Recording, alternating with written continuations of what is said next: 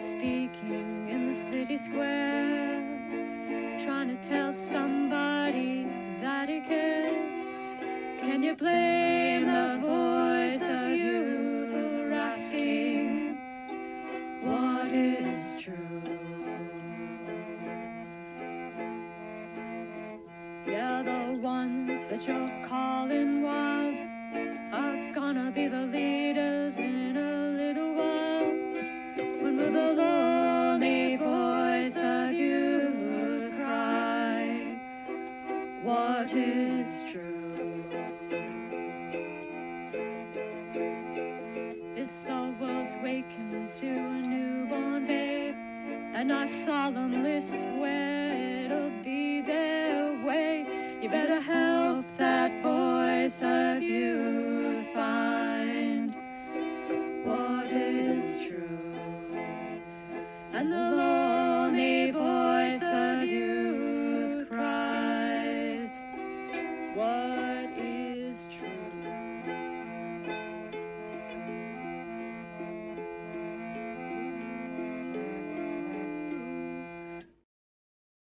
All right. Welcome, everybody. Oops, make a camera adjustment here. There we go. That's better. Oh, what a week. What a time. What a everything is crazy. We'll get into that. That's kind of the topic. Madness. Absolute utter madness. We have our Sampel. Because of course we do. We have our Muppet Cup. Do you have your Muppet Cup? Have you considered? I've got some tea, although regular tea. I just got some puka tea today, some 3 ginger puka tea. And I got some jelly babies because I have jelly babies, and who doesn't want to eat jelly babies? And if you don't want to eat jelly babies, then you're weird. That's sort of how I look at it. And oops, I forgot to put my phone on silent mode. Shame on me. Got to put the phone on silent mode so we don't get disturbed here. There we go. This is I don't even I can't summarize what I'm gonna talk about because oh man. Uh Chaos is real, man. That's the madness is here. And that's what we're gonna be touching on.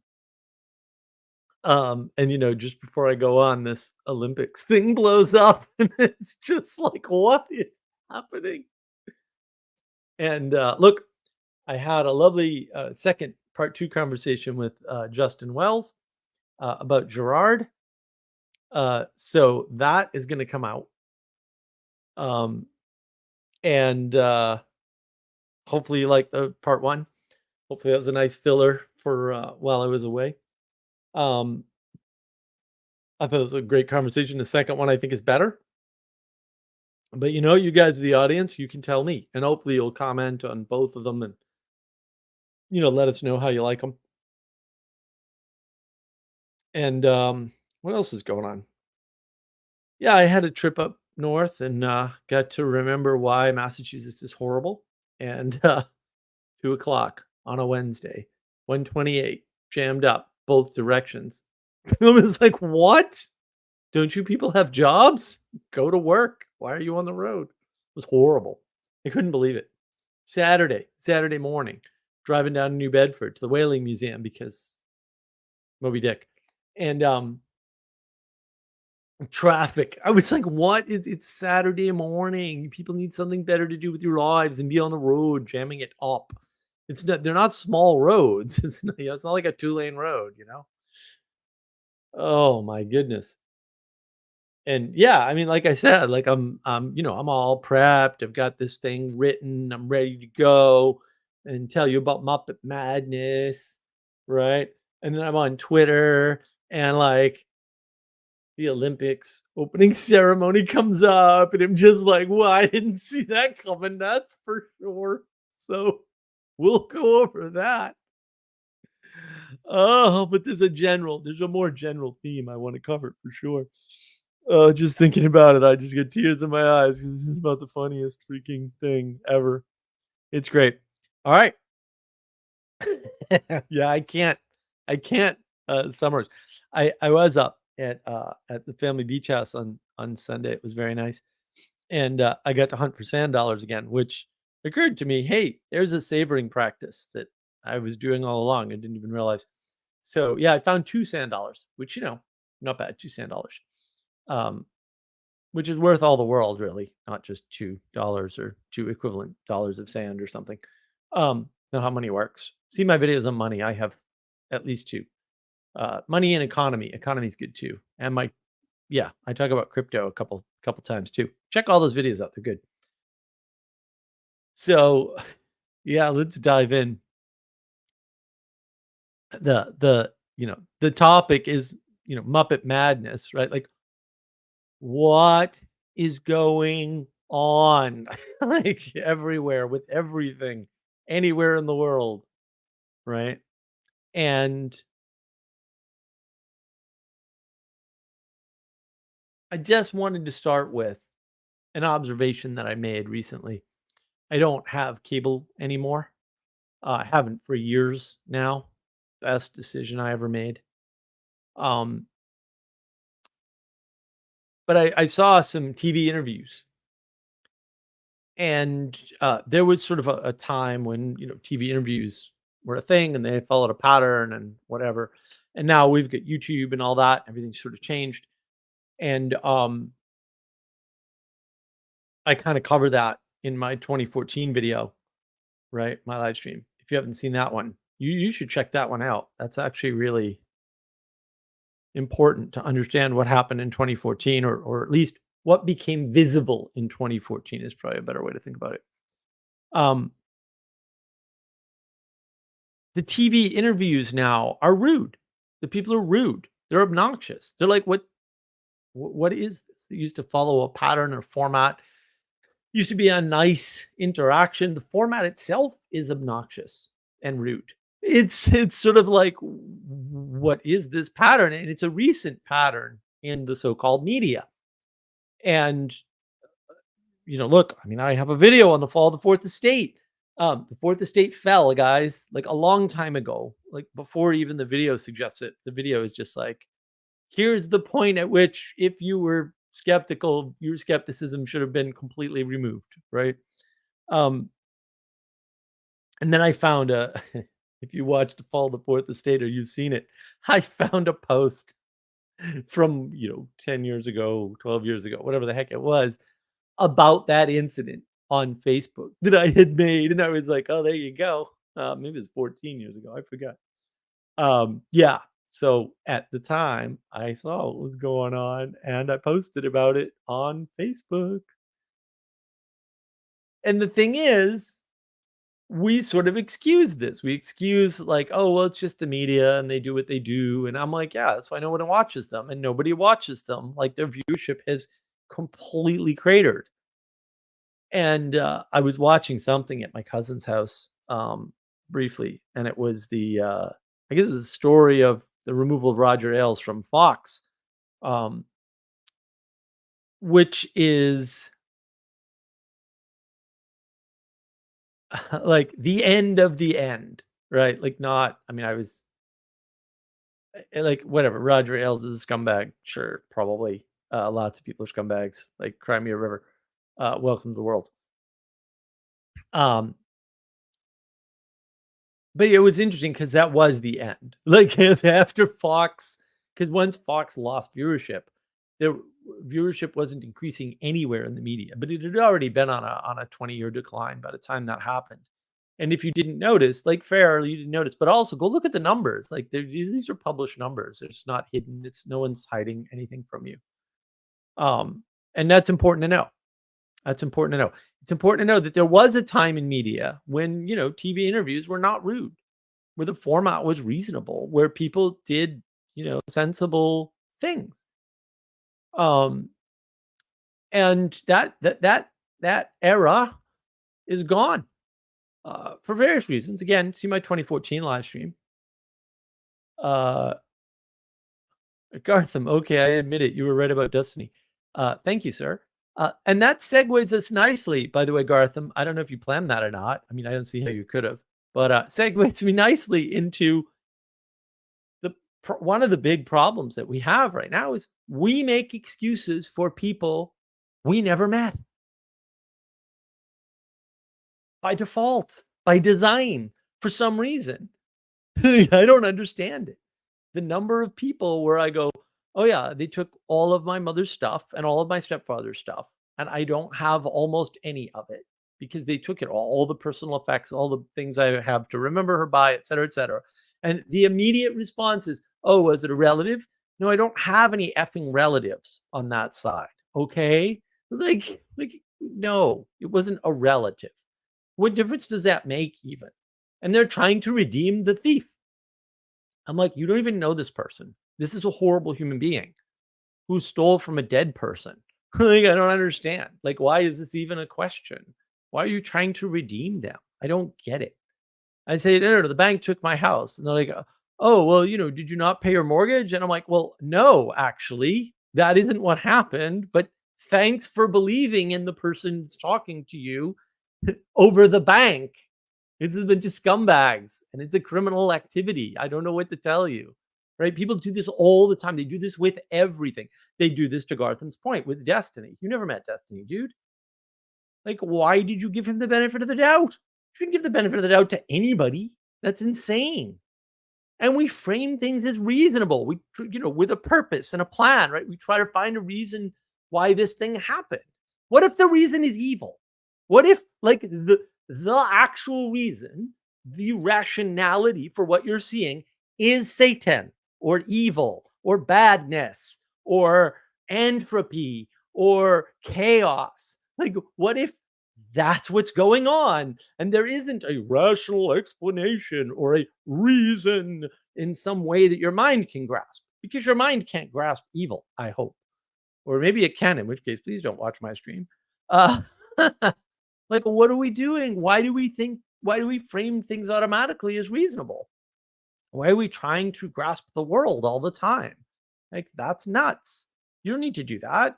And you shouldn't try because you'll give things the benefit of the doubt when no, there's no benefit of the doubt, right? We want something that, makes sense to us, sort of personally, right? Without any appreciation for how little each of us knows about the world.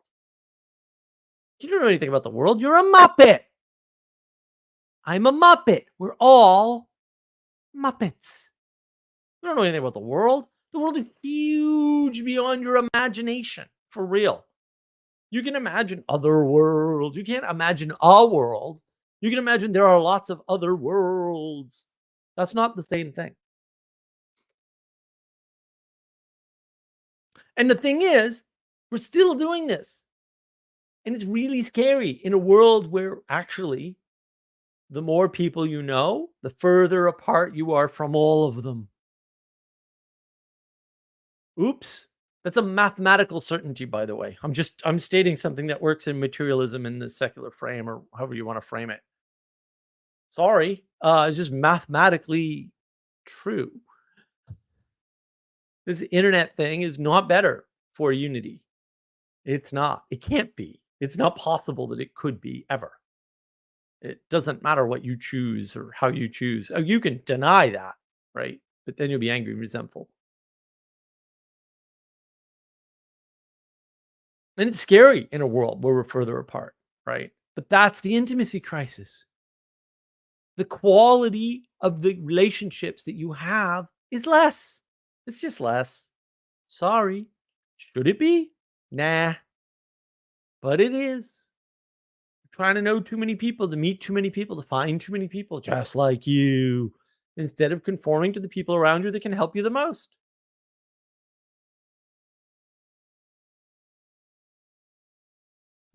We assume that there is a reason, goodness, a plan. People know what they're doing. They're working towards something. They know exactly what it is and they know how to get it. So they've laid everything out procedurally in a way that'll get them what they want. And they're competent. They've got it laid out propositionally, all those procedures. When we do that, we're assuming a flat world. We're assuming a reduction, a compression of the world in which we live. We reduce people to what they do, not who they are, what they have done, what they've been able to do, what they can no longer do.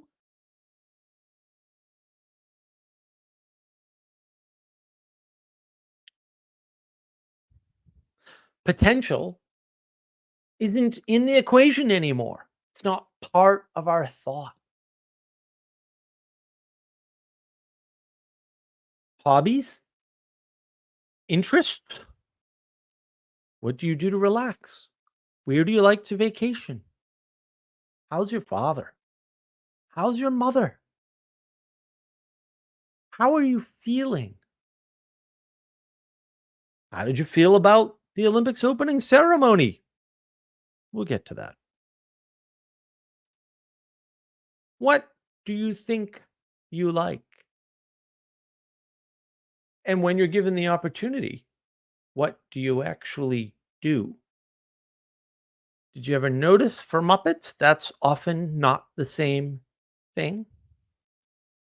Oops. To quote Jordan Peterson, you don't know what you're up to. Peterson talks about chaos and order. And I'll claim that is a better way to understand the world. But this leads us into the inevitable question: what is chaos? How are we to understand chaos? What are we to do about it? There's no telos in chaos. There's no reason. There's no logic. No rationality. There's no way to be competent at chaos. Cannot be shaped, manipulated, understood, reasoned with, negotiated with. There's no aim. And there's no goodness. And this may seem trivial. And perhaps this is the right place to bring up the opening of the Olympics. Now, the opening of the Olympics, it's the most tweeted thing I've seen since I've been on Twitter. And I'm sure that's not done with. I'm sure if I get back onto Twitter, there'll be more. Lots of people commenting on this. Is a scene mimicking the Last Supper, the painting, of course, because we don't actually have the real Last Supper. At least I wasn't there. I don't know anybody that was there. With men in drag. And a very round creature with a huge, ridiculous crown. It's absurd, but that's only because it's chaos. And this may seem like a trivial outlier or a French thing or whatever. And I will note the Commonwealth Games had an opening.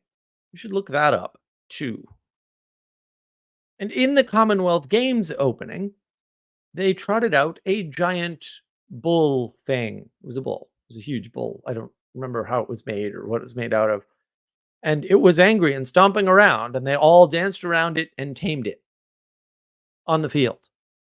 And I was like, we're worshiping the golden calf, are we? How interesting. Nice imagery from the Old Testament. Odd. A bunch of atheists running a sporting event, mimicking Did you see the Girard conversation? Wait till part 2. Mimicking this scene. And now we have the New Testament mimicking a scene. Did you navigate that pattern? But let me be clear.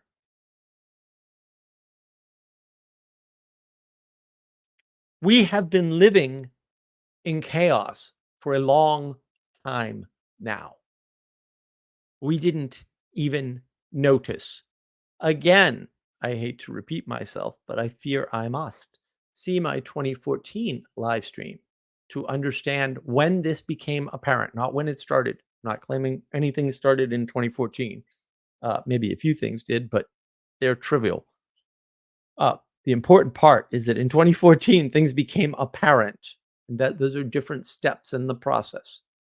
Understanding the world or even seeing the world clearly is a very long and involved process. It's not like, oh, I see this and then this happens. And I think, no, that's not how your brain works. The upshot of having lived in chaos for a very long time is that you were seeing chaos, inferring order, having some kind of way to relate to that order, and not realizing that that wasn't the world at all. And then as the order you had in your head was broken, you kept making exceptions and exceptions and exceptions and exceptions and exceptions. If you want to know if someone's system works, figure out how many exceptions they have when you bring up an obvious flaw in it. This is my trick all the time. I have simple questions, easy questions, right? Like just easy, simple, straightforward stuff.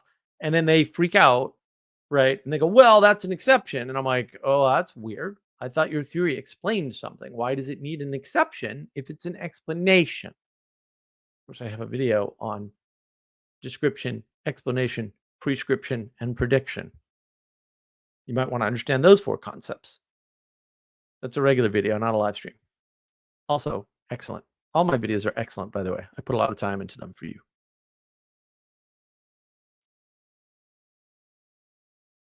Why are we in chaos? Why has this all happened?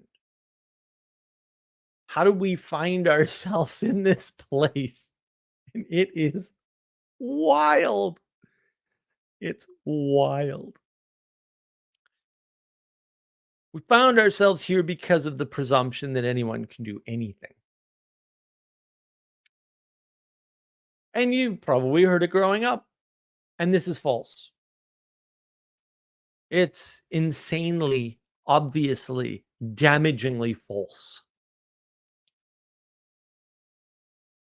You don't need some complex conspiracy. Do you ever notice all conspiracies become complex fairly quickly?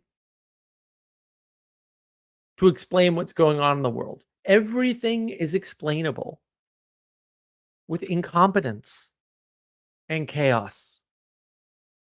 The 2 go together, by the way. Not entirely. You can have competence and chaos. It's just a different situation. Brett Weinstein recently has, once again, unfortunately, been losing his mind. Just losing his mind about, well, this should happen and that should happen because according to, I don't know, some weird order in his head, this is how the government works. And it's like, okay, Brett, dude, I got news for you, kid. You can just look this up. Like, you don't have to speculate about what happens with the vice president and the president. There's no reason to do that. And so why he doesn't look this up, I don't know. He seems really confused about how the US government works, despite the fact that he lives here. Maybe he hasn't spent enough time in the country. I don't know. So a lot of people are having these confusions around how does the government work? How does the president get replaced? When does the president get replaced? How does that happen? These things should be automatic. It should always follow this rule. Okay, we're not rule followers here. We're navigating patterns. That's not how it works. And if you weren't lazy, you could look it up. But you're lazy, by the way. You're lazy because you think you know, even though you don't know, obviously, because the thing you think should happen isn't happening. That wasn't hard, was it? Was that hard? I don't think that was hard. People aren't even seeing that. And I get it. Like, I get it. It's hard to like go, wait, I just don't know something about the world. This wasn't a problem before, by the way. This is an age of gnosis problem, when the age of gnosis spreads too far and people value knowledge above other things. Knowledge is the least valuable thing that you have. Sorry. I had to say it. I had to tell you, it's not really worth anything. Sorry. It's just not. If knowledge were worth anything, I'd be quite wealthy. Thank you very much. But the smartest people I know are not the wealthiest people I know. And the wealthiest people I know are not the brightest bulbs on the tree, let me tell you. But they're very, very good at certain types of things, by the way. And if you want a video on that, comment, put in the live text, whatever, and maybe I'll do a video on that. But like, there are certain skills that correlate with more money, at least in the US. It doesn't work in Europe. Most of the money is still locked up in families for generations in Europe. I know, shocking. Some of the money in Europe's been in the same families for 600 years. Huh, weird. We don't have that problem in the US, thankfully. And the thing is, explaining the world is easy. Occam's razor does nicely, actually. And a lot of people just reject it. They're like, nah, bro, it can't be an easy answer like that. It's got to be something super hard so I can figure it out for myself and feel wicked smart. That's what's going on. It's all ego. And the thing is, we just have too many incompetent people running too large a system, or culture in this case, for too long. Because, yeah, there's lots of variables, man. It's not like you get 50 incompetent people in the government and it collapses immediately. That's not how that works. Systems have a momentum to them, and they're very large. And that momentum is usually more than a generation, by the way. Let's think about how much incompetence we had to bear through the system. There's always some, right? But how much incompetence you have to bear through a system before it gets wiped out. But it does eventually. We've simply included too many people in positions that are too high for them. They can't go that high up. They can't reach that far. They can't support that much. They can't understand enough of their job to do it well. I've been having all of these conversations in the past month with people like, oh yeah, you can teach anybody to code. And I'm like, are you freaking kidding me? What are you even talking about? You can't even teach people anything. Have you seen the failure rates for college, my friend? Did you know they had them? If you have any failure rate for college, that means you can't teach everybody a college level thing. And if what you're talking about with programming, with coding, whatever, is that you can teach anybody to code, you're saying it's easier than college, which it's not. And I've done corporate training. I've done personal one-on-one training, right? I've done my own learning in this area. Programming is hard. Software engineering is harder, and those aren't the same thing. Scripting is pretty easy, though. Not most people are scripting. But we've got a bunch of people in the role of writing software for things like this, which, back to, it's not 20 updates, but like it's multiple updates every 2 days, more usually double digits. Like, that's nuts. And you wind up with Crowdstrike. I'll get into that more later. We simply have lost the idea of vertical causality, the concept of vertical causality. We don't even see up and down anymore. We don't acknowledge that there's a down or an up, that some people just can't rise to a certain level. We're too busy trying to prop people up who can't be at that level. But now you've put incompetence in a space where it can't handle it. That person is going to get crushed and it's going to bring the system down with it. That's no good. Why are you doing that? Why are you making excuses for people you don't even know? You think, oh, you couldn't become a politician if you're a complete buffoon. I don't know about that, bro. Look around. It's weird because people will be like, oh, that person's stupid. Okay. And then they go, yeah, but my politician got into office because they're, smart and hardworking. I'm like, what? But that other politician, according to you, didn't. Are you okay? You're not okay. Just to let you know.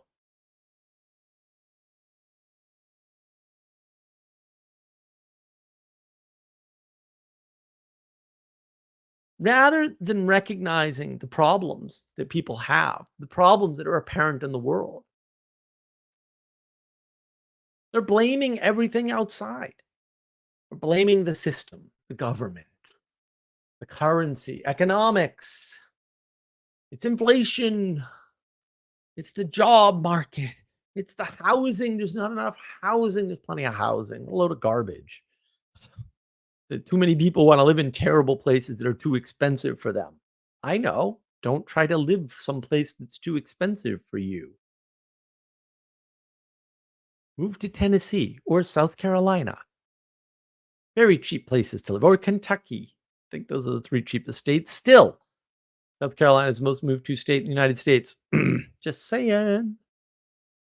Was here first. Nanny boo-hoo. Why? Oh, brand new houses. 2,500 square feet in the 200,000 range. About a mile, 2 miles from here. Not bad. I'm right outside the capital city. Charlotte's still a good deal. Charlotte, North Carolina. Get in South Carolina. It's right on the border. But people are just lying to themselves to explain the world. Right? The world is this way. Then they can explain something to themselves that has no explanation. At least that's not accessible to them. Rather than just adjusting to what is. You know what? The traffic in Massachusetts is absurd. It's insane.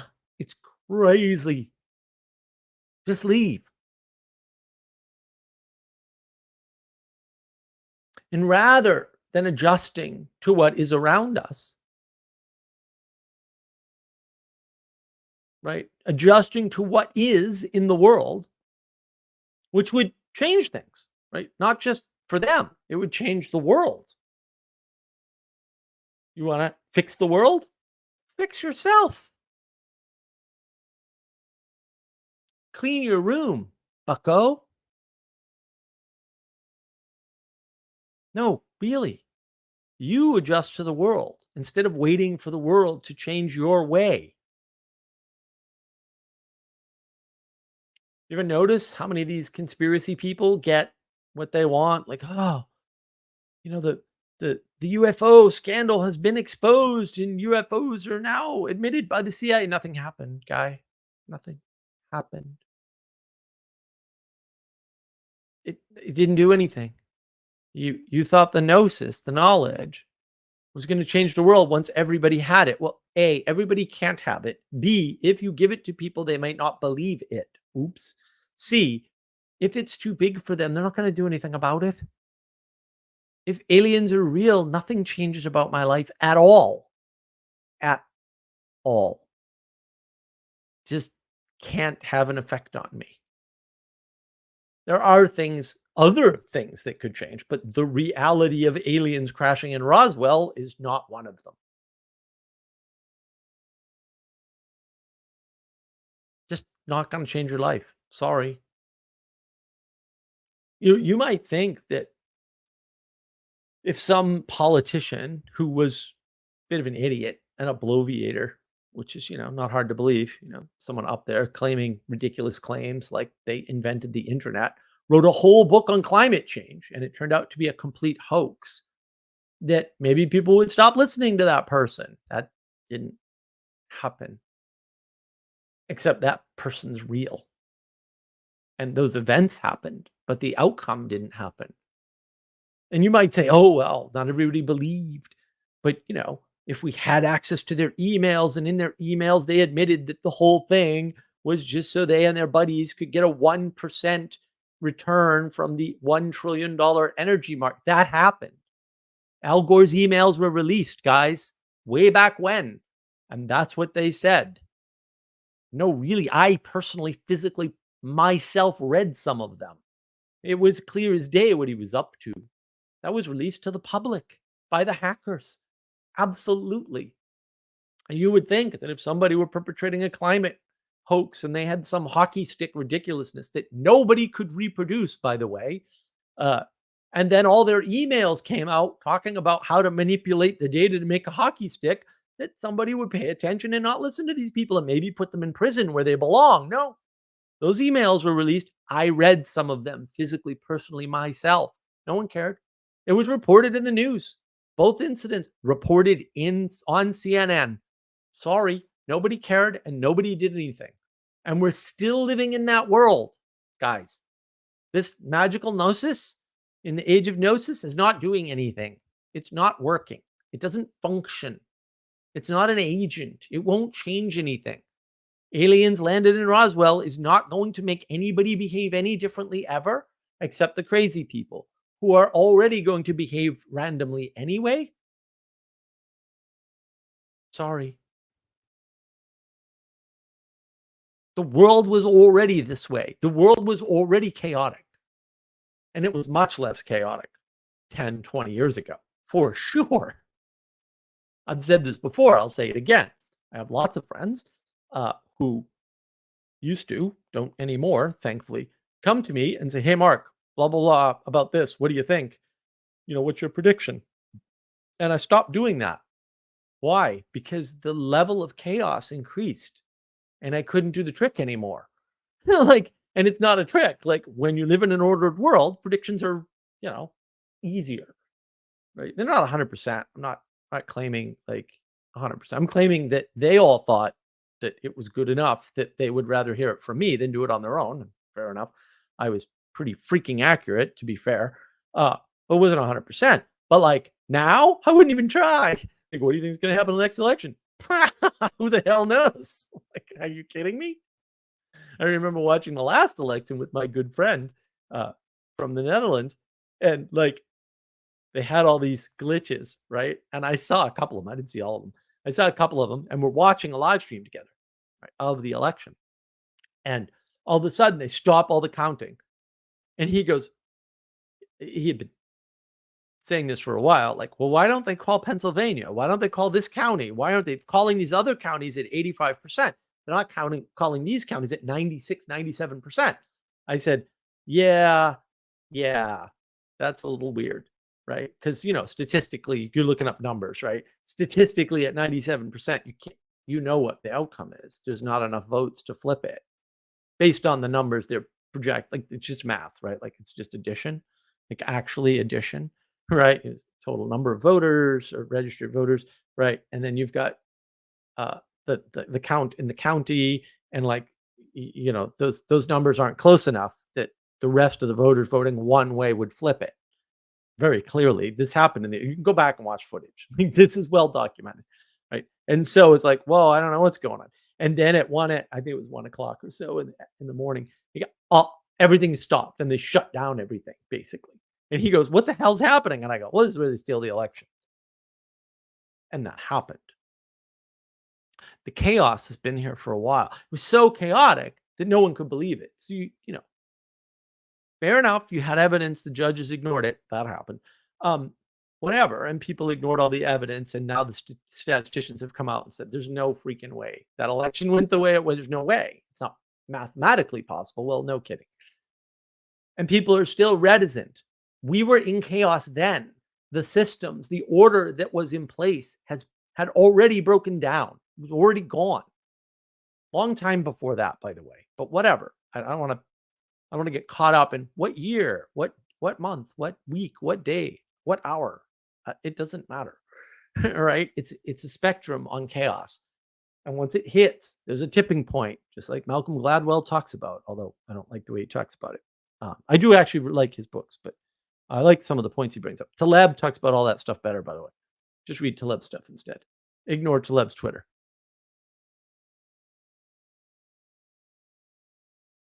But you can't just blame some conspiracy because you want order to be ruling the day. That's what people are doing. They're blaming everything outside themselves instead of adjusting to the chaotic world in which we live. And yeah, maybe we have a lot more chaos now. I get that. But we're not going to have less chaos if you project order on a chaotic world. That's not how it works. You need to change you. Maybe get some chickens or some goats. Do your own eggs and milk. I don't know. I'm a little upset I don't have chickens now because I'm like, after today in particular and the Olympics thing, I'm like, should have gotten chickens. Should have gotten chickens.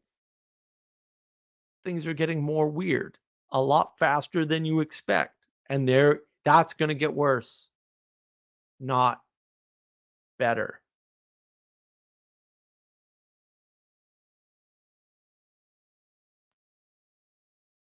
So look,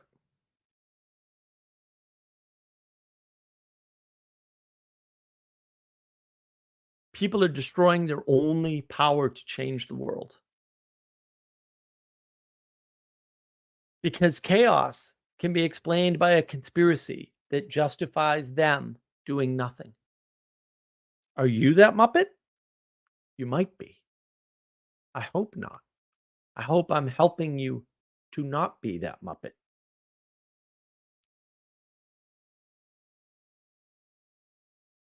Sally Joe was kind enough to add this. The only conspiracy is the one you have about how important you are. The conspiracy of one. You're conspiring against yourself. There's no conspiracy. The order that you seek is not there. Let me give you an example. Crowdstrike. Let's be 100% clear. I am a technology expert by any standard you wish to bring. Bring all the standards. I don't care. I will beat them all handily. I assure you.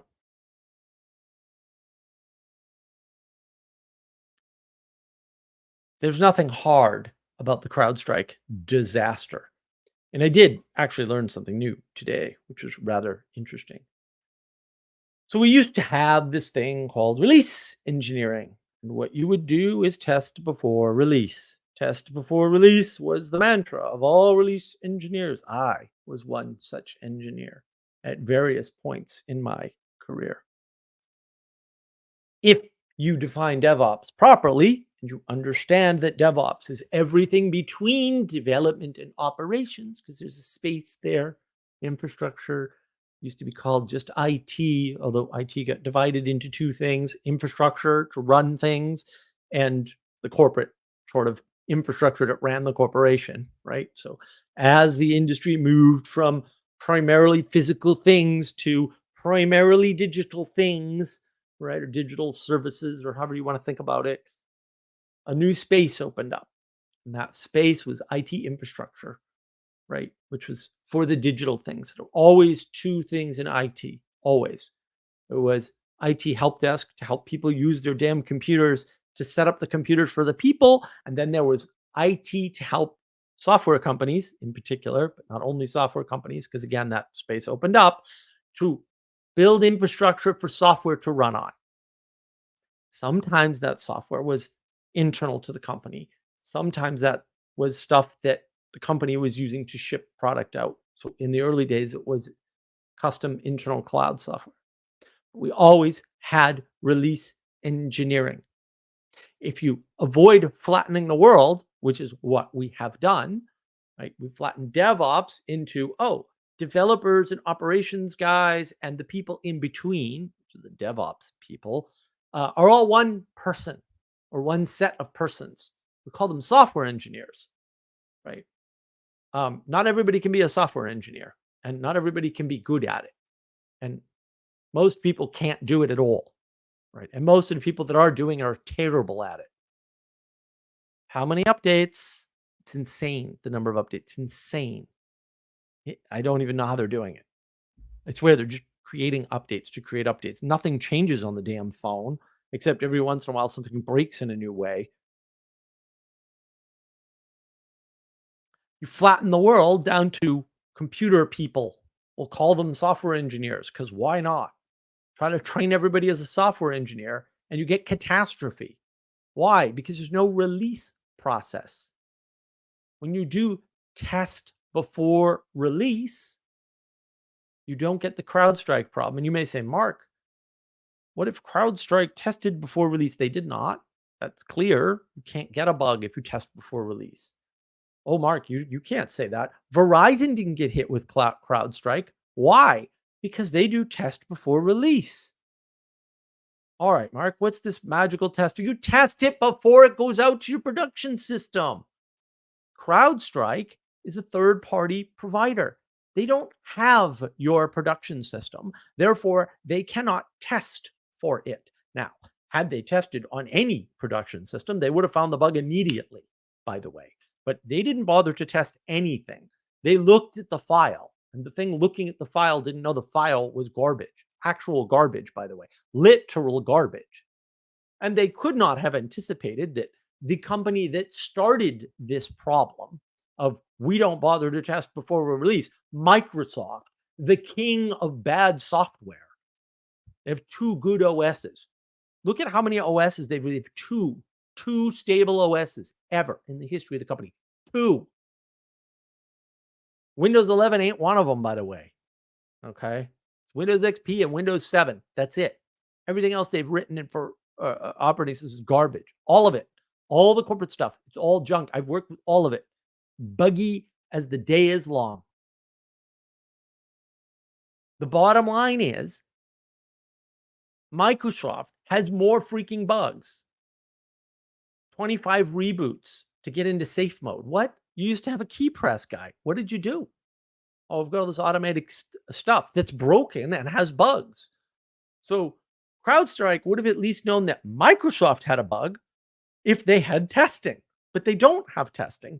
We looked at a file with an automated system that could never mathematically have figured out if that file was valid. It's not possible mathematically. You would think people who do math would know that. I know that, and I can't do math. What is going on? Chaos, incompetence. I know that. I read it. I've read about it. I have the book somewhere. I could pull it out. Well, it might be in the shed, but I have the book somewhere that talks about all this stuff. It's not that hard. It's been written down for decades. These are old books that I have that were, some of them were written before I was born. Like, this isn't that hard. Computing is very old, and all this stuff is actually very well known. And if you test it before you put it in your production environment, the fact that Crowdstrike releases it and it doesn't work doesn't mean anything, because you don't release it.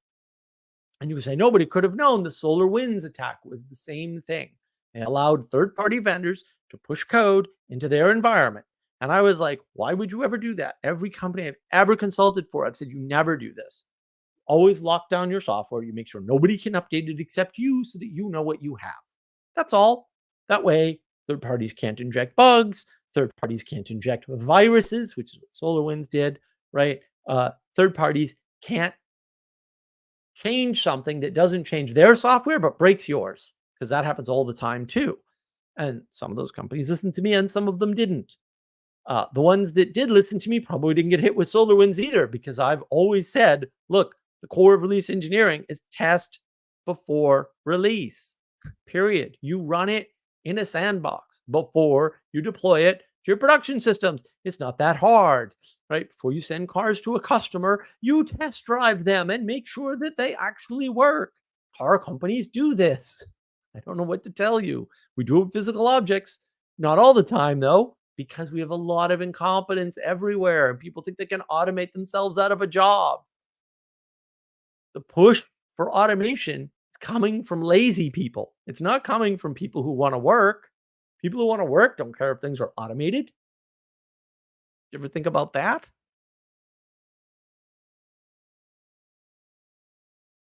I'm in software, we flatten the world.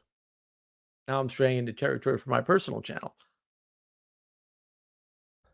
Most software engineers cannot even do software engineering, much less systems, network security, architecture, and implementation, which is what we're calling on them to do. This is insane. It will never work. It's not working. Crowdstrike is proof $5.5 billion just for the Fortune 500s alone, last I checked. That just makes me laugh. I'm like, yeah, serves you right. Could have done release, test before release like everybody else, like Verizon does. Verizon didn't get hit. Why? Because they do test before release. They never even had the CrowdStrike problem. They have CrowdStrike, never hit their servers. Why? Because they lock everything down. Don't let anything in or out. Not going through a sandbox first. It's not that hard. They don't rely on automation. They don't rely on other people's automation, which is that's what you're doing when you're accepting updates from a third party, guys. It's not that hard. All of these pieces of the computer industry used to be completely separate. They were separate departments. Did that create problems and slowdowns? Maybe, but it didn't cost $5.5 billion either in a single freaking incident. Just one once. Forget about solar winds and all the other times this has happened that nobody talks about. I don't know, man. Seems like a deal to me. But now it's all one thing, flattening of the world. It's been flattened. The software world has already gone through the meaning crisis. It's already gone through the intimacy crisis. It's already had the flattening of the world. It's already turned into materialism. It's a catastrophe. There's chaos everywhere in software, everywhere. One of the reasons why I can't get a damn job. I keep answering the questions correctly and no one knows the right answer. And they're like, that answer's not right. And I'm like, I don't know, man. I've been doing this my whole life. I've been doing this since I was 8 years old. I know 8 programming languages. Are you sure that you, with your 5 years of experience, knows the answer and I don't? Is that where we're at in the world? And they think they know the answer. I don't know, man. Imagine what that would do to politics. If we have politicians that incompetent. Yeah, we kind of do. Is that entirely new? Not entirely, but you know what? The number of incompetent politicians is way up. Hate to say it. I saw this somewhere. I forget where. I saw a speech by Tip O'Neill from years ago. I don't even know when Tip O'Neill was in office. But he basically said Congress should cooperate and they don't cooperate anymore. I think that was in the 80s, I think, or maybe the early 90s. That was a long time ago. He said, boy, this system that used to work, that worked my whole life is now broken, guys. I think Tip O'Neill was in Congress like his whole career or something crazy. I don't know that much about the guy, but yeah, I saw the video of him giving the speech and I was like, what? Wow. Um, Good to know. Something broke back then. Nobody paid attention or didn't do anything about it or couldn't do anything about it. I don't know. Good to know that people knew it was broken back then. Maybe we could learn from that if we just paid attention and believed. To believe your eyes. You can't let Axios say Kamala Harris wasn't the immigration czar when they had reported that she was several months before. I mean, the number of things people are just saying, like, "Oh, look what was erased from Wikipedia today." Look what this person says. Kamala Harris never said to give money to the criminals who were ripping up. I think it was Minnesota. And then, of course, there's her tweet saying to do exactly that, and it's like, what? And yeah, I saw it today on Twitter. One of the journalists went in front of the White House press corps and said, "Why did you give us a card that says that we're to deny that Kamala Harris was the immigration czar?" And I was just like, well, that's pretty bold. I like that. It's like right on their talking points card from the White House. What? What is going on? It's not supposed to work that way. And it didn't. But now we have chaos. How did we get here? When you cannot draw boundaries, you cannot do the good, you cannot be good for very long. Well, really at all, except maybe by accident. And then people can make excuses for you, as mentioned at the beginning of this monologue. And you can't really do the good in a binary world. And we're very much living in a binary world. No, the world is not binary, but we're living in it as though it is. We have disenchanted for ourselves, some of us anyway, the world. And we are acting as if that disenchanted world is just a game, a LARP, whatever. It's not. The world is a miracle, a beautiful, enchanted miracle. If you don't see it, I feel bad for you. The only one that can fix that is you, not the government. It's not the church. It's not Jordan Peterson, as much as I absolutely love the guy. It's not the new diet. It's not the business you're going to start and make $1 million with. Go outside.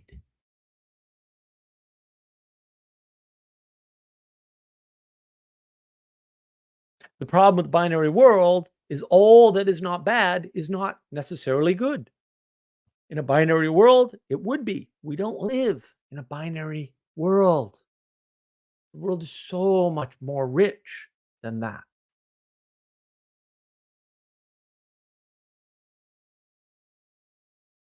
Our world is mostly material, at least the constraints.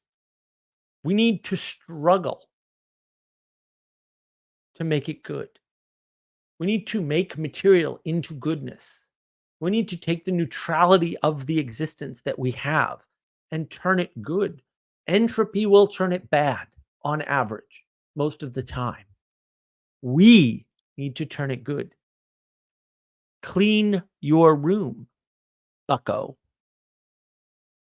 I wonder why that works for so many people.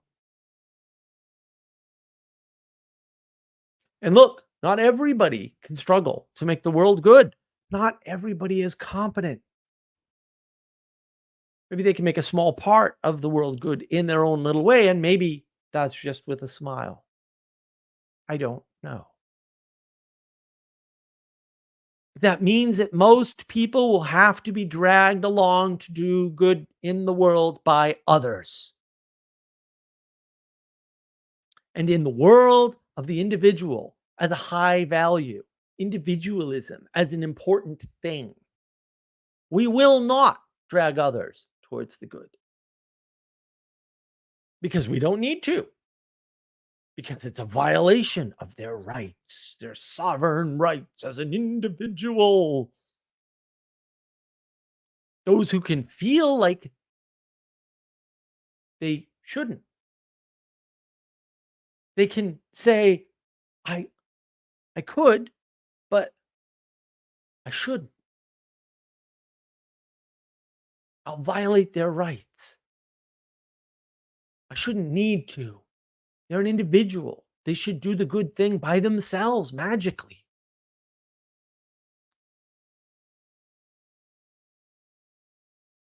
And those people who don't think they're doing the good in the world won't try because they just blame the outside. They're like, oh, it's this outside thing. It's not me. It's the government. That's what's preventing me from being better. It's the aliens. They're doing it.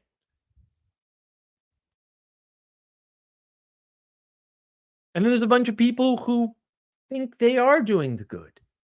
Because, of course, they're good people. Are they? Are you?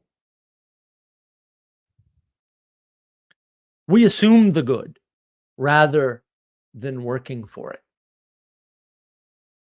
Rather than doing whatever it takes to make it good. It's not good without us, technically, materially.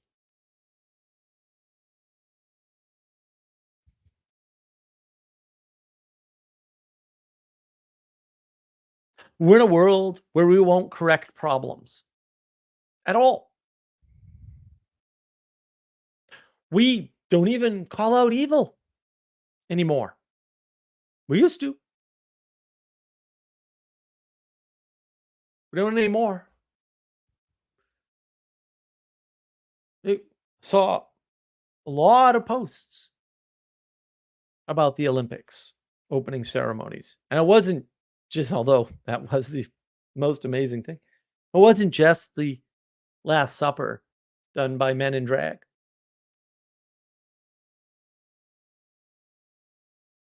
It wasn't just that. There was this whole other thing. I kept getting frustrated. I was trying to explain it to my friends on the Discord, and I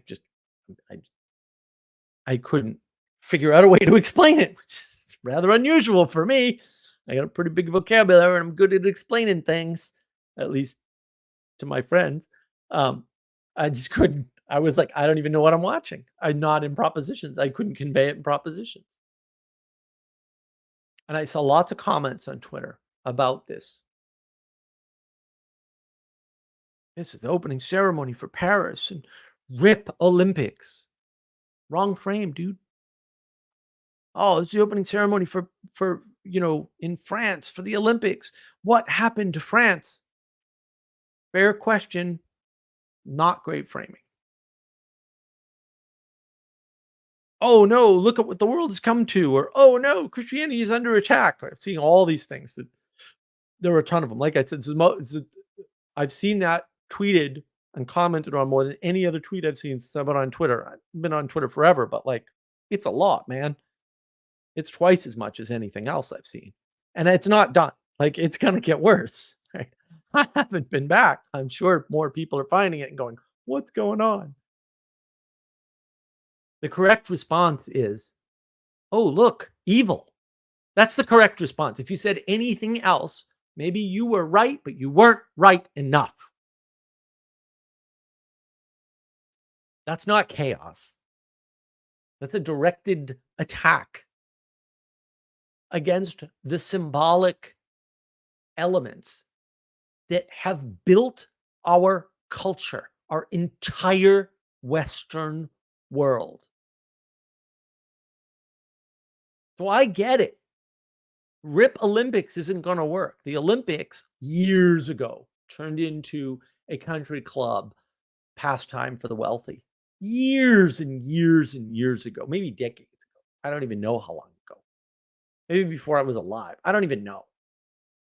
But it's been like that for a very long time. And I'm not saying that to denigrate the Olympics, but like, that's not going to change. There's a bigger change underneath, a cultural shift that allowed that to happen. That's where the pattern is you need to navigate. That's the pattern of evil. Evil wins if it gets control and causes, bad order, right? Corrupted order. But it also wins if it just creates chaos and denies you of order, which is what happens. Been happening. It's happened for a while. And if we don't call out evil, because chaos is also evil in many cases, maybe not in all, but like too much chaos is certainly evil. And we don't account for that. Look, there's way more evil in the world than there is good, guys. We have to work to make goodness. Most of the world is neutral material. It's neutral material.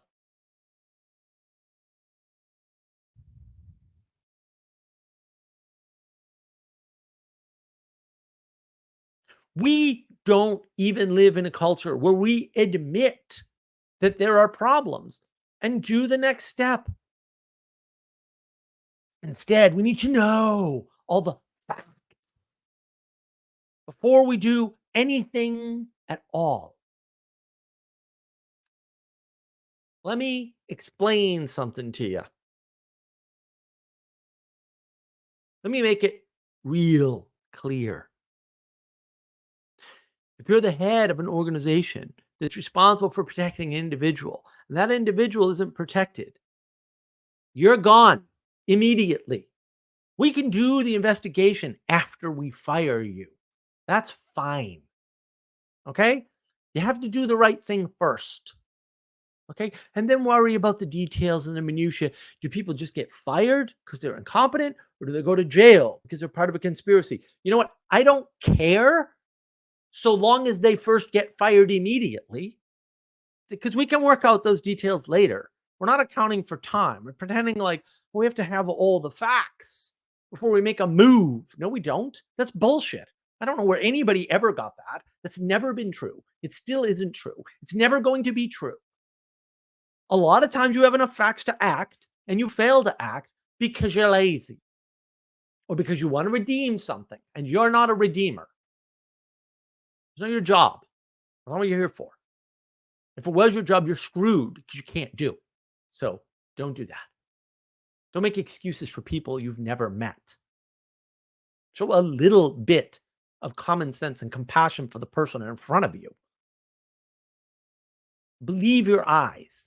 Believe the leaked emails that the hackers put a lot of trouble into releasing so that you could read them for yourself if you weren't lazy.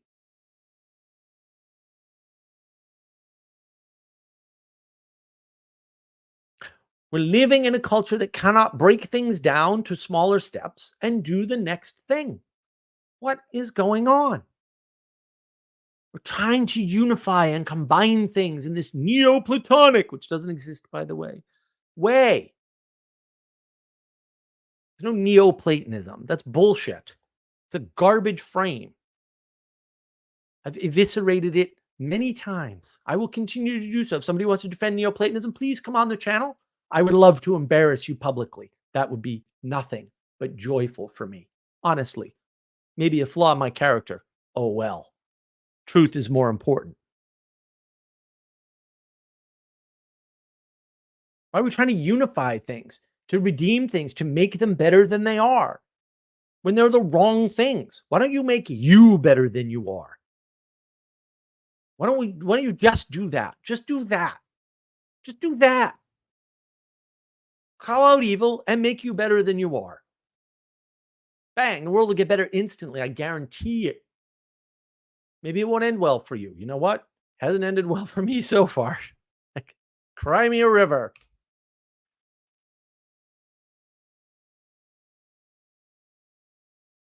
Why? Why is all of this happening? We are lying to ourselves. And we've been lied to about ourselves. We had a large, well-functioning system being tended by competent people who cared about the system. They cared about the principles behind the system. They cared about the ideals that the system was based on. Were those ideals actually ideal? Did George Washington never tell a lie? Yes. Why? Because it matters. The imaginary truth of your historical accuracy is irrelevant. No, really. Historical accuracy is a striving to be mediocre. If you want to be mediocre, I want you gone. You're of no use to the world. You should strive to be better, not mediocre. You're not going to be better necessarily. I get that. Maybe you'll fall to mediocrity. If you try to be mediocre, you're just going to be a useless, worthless, incompetent piece of garbage. I know that. You know how I know? Because I leave my house and I look around, and these people, they could be so much more, and they're so not trying. And they use the same damned excuse every time. Anybody can learn to code. What? Man, when I was young, when I was 8, I wanted to be the best software engineer in the world. I'm not gonna be the best software engineer in the world. I'm still trying. I'm still failing. I'm still okay with it because I have something to look up to. I have an ideal. Programmer named Matt Dillon, great guy, not the actor. Wrote so many things. Work, last I checked, he's working on Dragonfly OS. Great stuff. Amazing stuff. Wrote his own file system and everything. The guy's like ridiculous. I wish I could do something like that. That would be amazing. Those people who ran that complex system, they cared about those ideals. They didn't care whether the ideals were historically accurate or precise. They cared about whether or not those ideals were important enough to strive for and to point at for others to strive for. That's what they cared about. That's why they could make the system work. And maybe we were never told how complicated this system was or how it came to be. That's certainly true. We were given a logical, rational, reasonable explanation for everything which is wrong. It's wrong. That explanation of how the system came to be and what it does and how complicated it is and how it works is wrong. How does a bill become a law? That was the ideal. But when it turned into an explanation that was logical, rational, and reasonable, it became wrong. Flat out incorrect. It didn't count for the miracle of civilization. We have a civilization. That is a miracle. Apes don't have a civilization. Tigers, which are, as everybody knows, the coolest animal ever, don't have a civilization.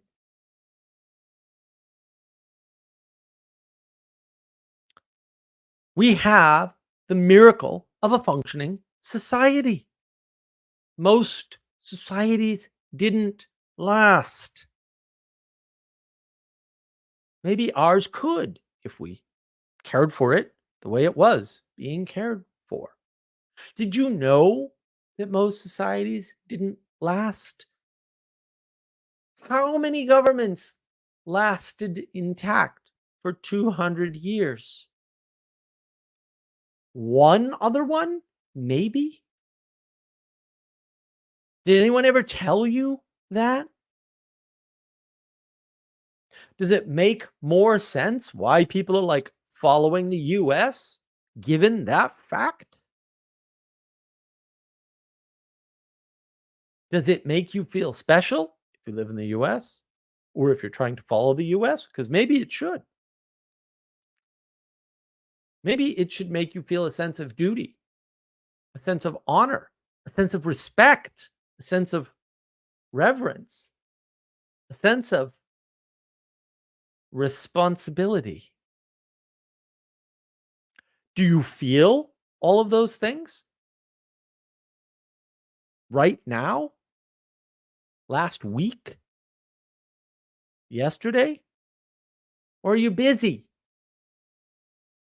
Because I know you see these people being angry, resentful, confused.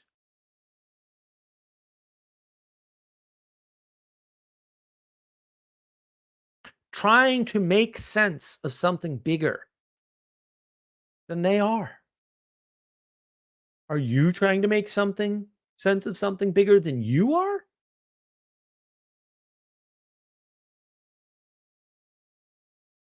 Have you become paranoid because you don't understand something that maybe you can never understand? Maybe you don't need to understand it, to participate with it, to get along, to make yourself better, to make it better. The thing that makes better civilizations, better societies, is better members of those societies and civilizations. That's it. Not any specific set of things. Just people that are trying to be better all the time. They're not getting angry when they don't understand something. They're like, whatever, bro. What can I do to be better?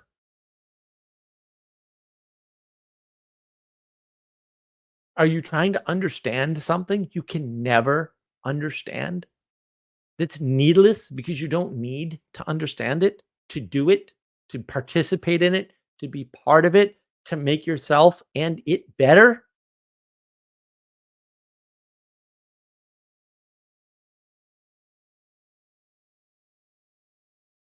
Bad news. You can't understand it. Good news. You don't need to. You can spend your time understanding yourself better so that you can make yourself better. And then that thing that's so terrible will get better. If you're a better person, you'll be a better voter. Won't happen overnight. Won't happen right away. Won't happen when you want. Won't happen how you want. Won't change the way in the world you expect. But better is better.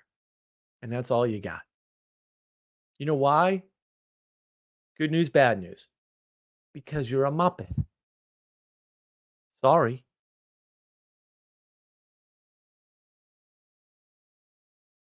And that, my friends, concludes my monologue. I shall go through the comments. Oh, we have a zillion viewers. How nice. I hope that's real. I don't know about you, but I'm tired. Sandro, summer eyes. Yes, I like that. That's quite clever. Let's see. Yeah, here we go. Gartham. Okay, I admit it. You were right about Destiny. Thanks, Gartham. I do appreciate that. I know I mentioned it earlier. I did want to say thank you. I'm glad that you uh, engaged with that live stream and realized that, yes, our analysis was not at all unfair to poor Destiny, who, there are, look, there's a set of good people in the world, and he's not in it. Okay, and I'm just going to be using that for a lot of people from now on. So just to let you know, uh, try to be part of the set of good people if you can.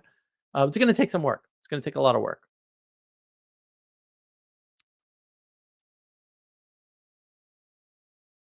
Sandro, I remember that happening. I was watching with my dad and I asked him, "What's happening?" And he said, "I don't know." Yes, watching the last election was such a trip, man. I was just like, "Oh, I see what's going on here. I know this pattern." And poor Manuel was like, "What's happening?" And I'm like, "Oh no, I know this pattern, dude. This, you get a few glitches, whatever. Glitches happen all the time, right? There's some base amount of chaos or entropy or whatever in the world, right? Those aren't the same thing, by the way, but like there's a baseline of either chaos or entropy. You don't need to know which one it is, right? And then it's like, okay, whatever. But then all of a sudden it coalesces into a pattern. Like, oh, I've seen this pattern before. Bang. Right now you know what's going on. Or at least you know what's not going on. It's like, oh, order has broken down. Yes. Sometimes order has broken down. What do you got? Lazarus, good to see you, sir. This sounds very simple for Fox to just air the footage from the night it went down. Okay. I think you missed a couple things. Okay. Incompetence. Incompetence. Uh, Fox News lost Roger Ailes. You can say what you want about Roger Ailes. He hired very competent people. When he was gone, nobody watched Fox anymore. I'm just talking about like the public numbers that you could watch in real time or you can go back and look at. Although they are hard to find because people are hiding this fact, but it's weird the gaps in the numbers. I'm like, why are they measuring from this 10-year period that's not on a 10-year marker? Oh, I see why. Because they don't want you to know what year things dropped off. They want you to know what decade and how much in the decade. They don't want you to know what year things dropped off because almost all the drop off is in one year, right? In the news media. Not one for the whole span, but like Fox became incompetent. People stopped watching. That furthered the already existing 25-year collapse of news viewership. That's why. The people there are dumb. Most people are dumb, by the way. Most people are just bad at their jobs. The number of times, man, when I was consulting, I just like walk in and I'd be like, okay, I'm there to do an analysis or whatever. And I just ask them questions about their business process. A little hint, no business knows their own process. It's extremely, I mean, there's a few, but like they're really good companies. Most companies have no idea what the business process is. None. Because no one person has ever done an analysis of it. That's why they hire consultants like me to come in and do those analyses. Right. And I'd be like, oh, okay. Why are you guys doing this? And they're like, what? I'm like, why are you doing this? And they're like, well, we didn't know we were doing that. And they stopped doing that. And all of a sudden their, performance improvement 20%. And they're like, oh, that happens all the time, dude. Like literally all the time. You have no idea, no appreciation for how bad it is out there. And like, that's not even software. I could get into software. I'm not going to get into software. I'll be here talking for the next month or two continually without sleep. Yeah, I mean, the number of times that's happened, and I've watched other people do it too. Like, just ask one simple question, like, why are you doing this? And then, like, they stop doing it because they didn't know they were doing it, and all of a sudden everything improves. It's like happens in every industry, happens everywhere. And again, like, I mean, here's here's the reason why I don't like Snowden. Okay, the Snowden thing is a bunch psyops on psyops, if you want to put it that way. Snowden's scumbag. Okay, first of all, violated his professional ethics. Just flat out no for me.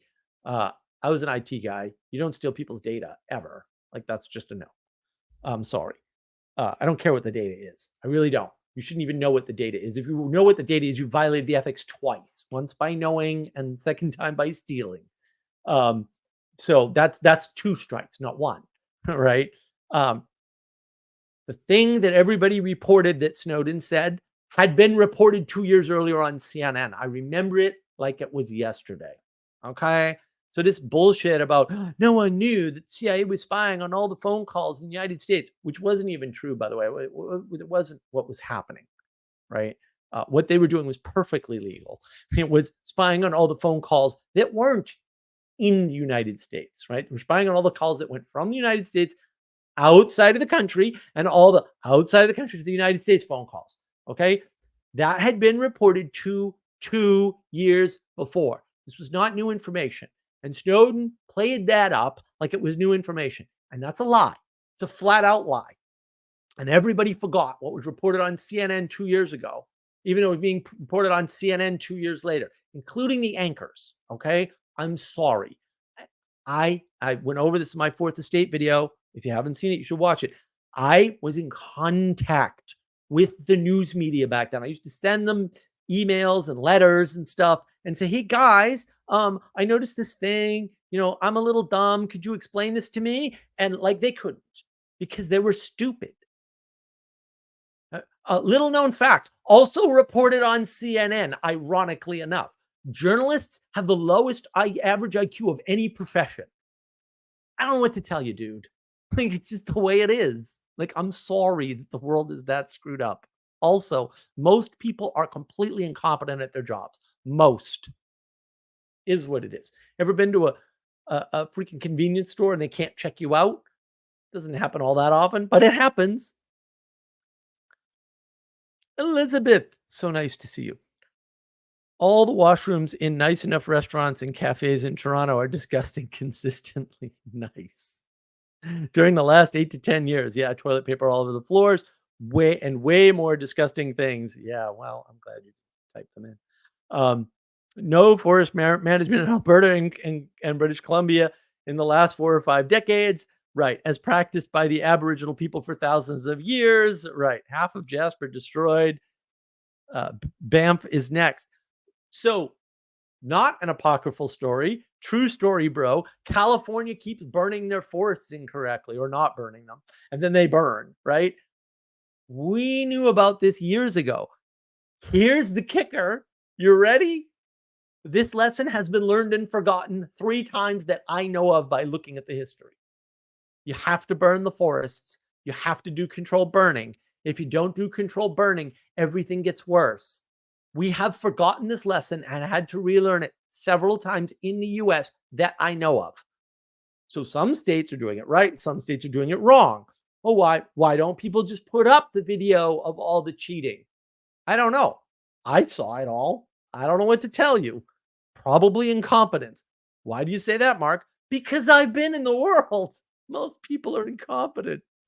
Sandro, come on, Mark. It's the lizard man. That's why I can't be nice to my neighbor. Yes. Sandro, in your case, you're right. Everybody else is wrong, but you're right. Don't worry. Elizabeth, we don't call out evil. Nice. Yeah, I know. We don't. Chris Petcow on his channel.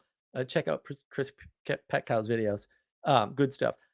I went over this with him years ago. I think probably 2 years ago now, maybe longer. I don't know. How long have I been doing this? On other people's channels in particular, not just my own. Yeah, he went over that. Call out evil and do it poorly. Yes, please. Elizabeth. Oh, chapter 93, the patterns of evil. I'm gonna write all these down, Elizabeth. Lazarus. I always thought the Neoplatonics were just Plato interpreters living during the time of Christianity. Okay, let me be extraordinarily clear about this. I'm just really confused. There's no such thing as Neoplatonism. It doesn't exist. It's a made-up term. It's a completely made-up term. Completely. The more I look into it, the more I'm like, how did this even become a thing? There is no Plato interpreters. That didn't happen. Insofar as there were people that like lived after Plato, that's all of us. I don't know what where you're drawing the line, right? We're all Neoplatonic. No kidding. Like we're all living after Plato. In that sense, we're new. In the sense of somebody altered or changed or whatever his philosophy, no. If you need proof of this, go to Dr. Lantern Jack's channel on YouTube and watch the 2 talks with Vervaeke, where Jack very nicely points out to Vervaeke, the things you're talking about identifying as Neoplatonic are just Plato, dude. They're literally, actually just Plato. They're not Plotinus. They're just Plato. It's just Plato. I'm sorry. There's no new Plato thing. Okay? And let me be extraordinarily clear. I know I've said this before. There are no philosophers after Plato and Aristotle. None. Zero. Zip. Non-existent. Nietzsche hinted about it, and Heidegger stated it outright. Plato was always there no matter where I went. Heidegger wasn't that long ago. That means everybody between Heidegger and Plato didn't make any progress either, by the way. That's what that means. It doesn't mean anything else. All right. And so I'm highly suspicious that anybody made any progress past Plato. Highly suspicious, as in there's no freaking way in hell that happened. That's how highly suspicious I am. Lazarus. I think people like Vervaeke are using it in place of Hermeticism, or they're falling into Hermeticism because they're occultists, because the term isn't taken seriously in academic circles. Like they're referring to nothing. They're actually just not referring to anything. Because if they were referring to something, they could just tell me what the hell it is. Right? And they can't. And I've asked Vervaeke. So, like, he can't do the trick. That's fine. You can't do the trick. You can't do the trick. Also, maybe that's because it's not real. Like, this isn't that hard. A lot of people make shit up that's not real. Sorry. Kamala Harris was never, the immigration czar. Dog. Congress.org. Like, what do you want me to tell you? Yes, I saw it happen. It definitely happened. People just make shit up. Lots of people.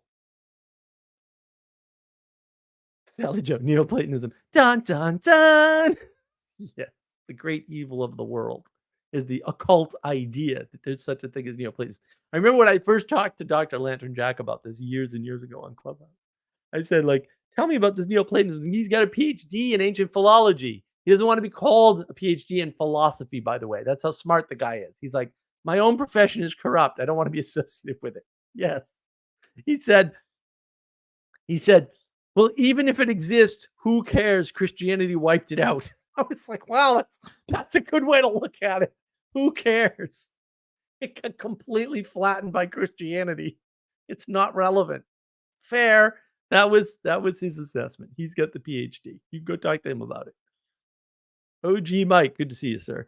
The question is whether it is better in the mind to use Mark's verbal diarrhea as a sleep aid or, or to up my anger quotient. Nice. Sally Joe, Neoplatonism is the first psychic space dragon. I like it. I like it, Sally. Can we make the first psychic space dragon actually named in Neoplatonism? That would be fantastic. Lazarus, what do you think of the so-called secret symposium of Plato? I don't think about it. Why would people think about things that are speculated by people who are dumb? Maybe they're just dumb. Ever think about that? Most people are dumb and they want to be smart. I have this idea. If you know any animators, let me know.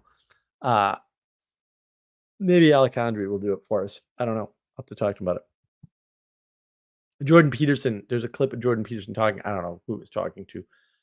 Who wasn't in the clip? Manuel clipped it because he's awesome. And he was talking about Harvard in the 90s and how wonderful it was. Harvard was not wonderful in the 90s, but whatever. I know why he thinks it was. I was there, like on campus, walking around, talking to these retards. They're all retards, almost all. And he was like, and now he talks to them, and they're all woke, and like they've all like destroyed what they had. They had integrity, and it's all gone. And he was, lamenting that obviously, and as well he should. And the problem is that effectively,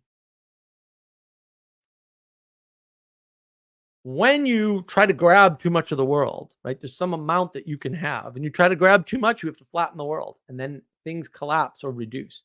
He used the word reduce. What they had reduced to. Yes, why? Because they tried to grab too much. So first, it's understanding Plato, and next, it's Neoplatonism. And then you're writing freaking letters to Hermes and hopefully praying that he doesn't write back, because you should be if you're not. Like, whoa, dog, how'd that happen? All right, I think we're all caught up. If you would like to join me, and we can talk about what I talked about, or most other things, although I don't want to get too personal. I want to keep it sort of high level and more general about the universe. Feel free to jump on in and join me whilst I eat jelly babies, drink tea, and of course, Sam Pell from the greatest mug that you can buy on my store, by the way. So, link should be in the description. You need to daily consider if you're a Muppet. I think it's good for you.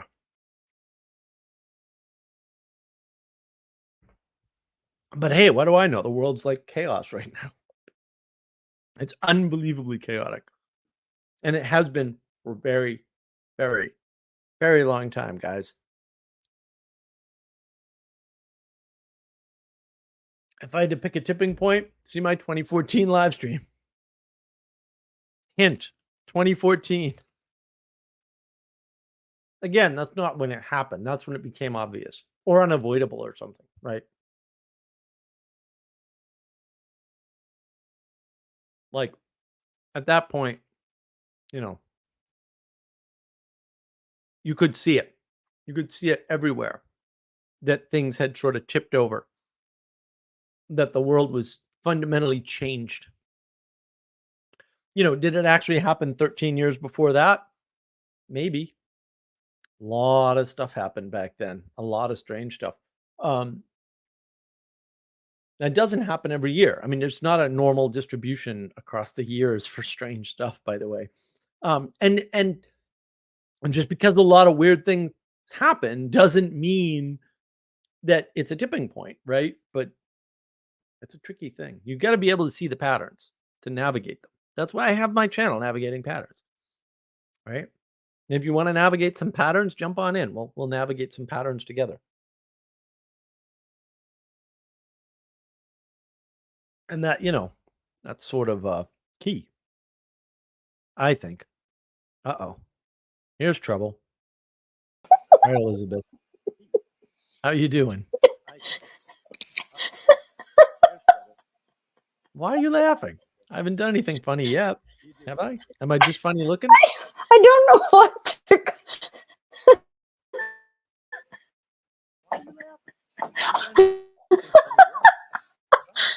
You don't have any echo.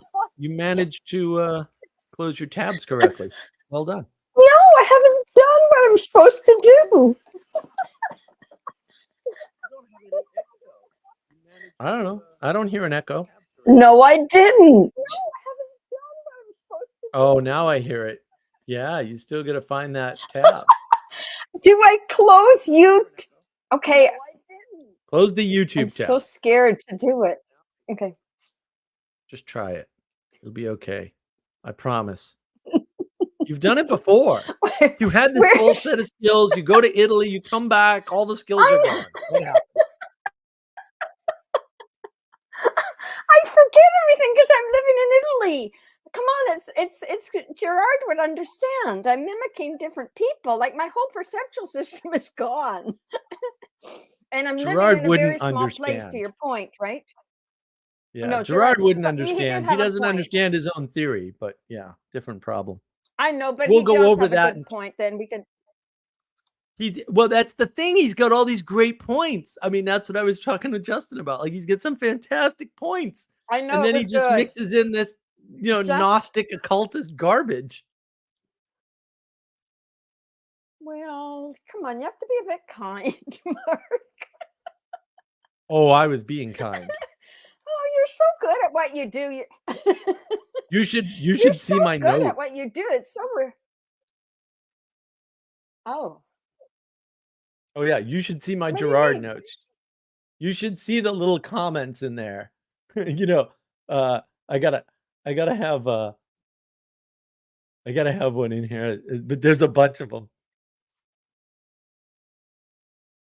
Yeah, I've got a lot of like, wow. Like Girard says this. Wow. I've got a lot of like, is this guy really this dumb? And comments like that in the notes for my Girard stuff. I don't usually share those. But also here, Sally Joe. Yeah, but no, we do not have to be kind. There's Sally Joe's take. We don't have to be kind. Yay! I agree. We don't have to be kind to evil. There's love no Sally Joe. She should come on so we can have and she can't. But you know what? You made a phenomenally good point. If it might be so bold, we can't excuse people we don't know. We can't even talk about people we don't know. It's absolutely ridiculous. Like, we probably shouldn't even talk about René Girard, although he did write a book, so we have a little glimpse. Well, like 4 books. But your point is absolutely brilliant, because we're constantly excusing people and being kind to people who essentially do not exist. Let's be honest; they really don't exist in some real sense. Right. I mean, I don't mean they're the image in our head. They're not. Yeah, they're not who they project in the world. Yeah. Yeah, they are. They are. And it's a really important point, because we're being so bloody kind and making excuses for everybody. And there's so much. The point about the washrooms is important, Mark, because in Toronto, it used to be so clean. Toronto was known as just a very clean city. And I swear I can't go into a washroom everywhere unless it's like so hoity-toity, expensive. Any washroom is just disgusting now. I can't even believe it. Like, what has happened? People don't know how to behave in a washroom. So there's a good chapter title. Forget petting cats. How about taking care of the washroom? I mean it. Well, today I just, like places like Tim Hortons, nice little cool boutique cafes, just disgusting. Sometimes they have to close them. And then the poor dear people who have to clean after all these idiots. I think they should close all the washrooms in Toronto and see what happens. Oh. But that's two failures. But it's a sign. It's a sign.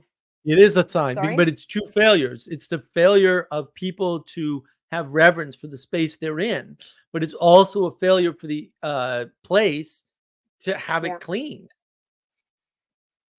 And that's because people don't want to do that work. Yeah, they want a robot or something to do it. And it's like, no, dude, like, that's not going to happen. Yeah, everybody's got it. Cleaning toilets. When I went to La Brie, Udo Mittelman, who was one of Francis Schaeffer's son-in-laws, used to say that you can tell the character of a person by how they react when you ask them to clean the toilets. Mm. Yeah. Yep. Right? Yeah. Right. Yep. Right. Oh, that I'm too good for that. I'm too good for that. Dante calls the mediocres, by the way, the lukewarms, and I really like that. He calls them the lukewarms. Yeah. Like they don't even get to be mediocre, you know what I mean? They just lukewarm. They kind of sound like stale soup or something. The lukewarms. The guy's brilliant. He'd be very good for this topic tonight, actually, talking about the patterns of evil, right? Because that's what the Inferno is. It's the patterns of evil. And he never black and whites anybody. He never black and whites anybody. He doesn't just say that, that's all we can say. On the other hand, he's clear about what's going on. People who are stuck, and to your point about laziness, people are just stuck, frozen in the way they choose to tell their story, Mark. This is another interesting thing, the way they choose to tell their story, because it's kind of like what we're doing when we're being kind to people we don't know. We're kind of telling their story, and we don't even bloody well know them. What happens if we might be saying nice things about the most evil person ever imaginable, for example? That's already happened. I don't know, but it's the whole world, seriously. And traffic. I noticed my dear friend Rita was saying to me that she just can't stand driving in Toronto anymore. And I thought, oh dear, she needs to go back to Italy. But then I arrive home, and I've been driving a lot in Toronto doing all these things to get my visa. You can't move. I don't know what's happened to Toronto. Oh, and guess what they did, Mark? Are you ready for this? You're going to love this. The main artery is Bloor Street that goes west-east in Toronto, okay? Bloor Street. Mm-hmm. And they decided, and they needed bicycle lanes, right? Well, that's all well and good, except for guess what? It was the main safety artery of the city for emergencies. Yep. Now we have single lanes, and it gets better. They put there's bicycle lanes and in the other lane ostensibly. Oh, and it's a bit of parking. And then guess what they did? They built these huge concrete planters. I swear they're 4 feet tall, and they filled them with lavender. I kid you not. In one of the lanes of that used to be where we drove. It's not imaginable. So when you're trying to make a right-hand turn now, it's really difficult because there's these planters usually at the edges of those streets. Yeah, that's our world in Toronto. So we've got lavender, which is really nice. And I do like lavender. I have some in my garden. You'll be pleased to know, Mark.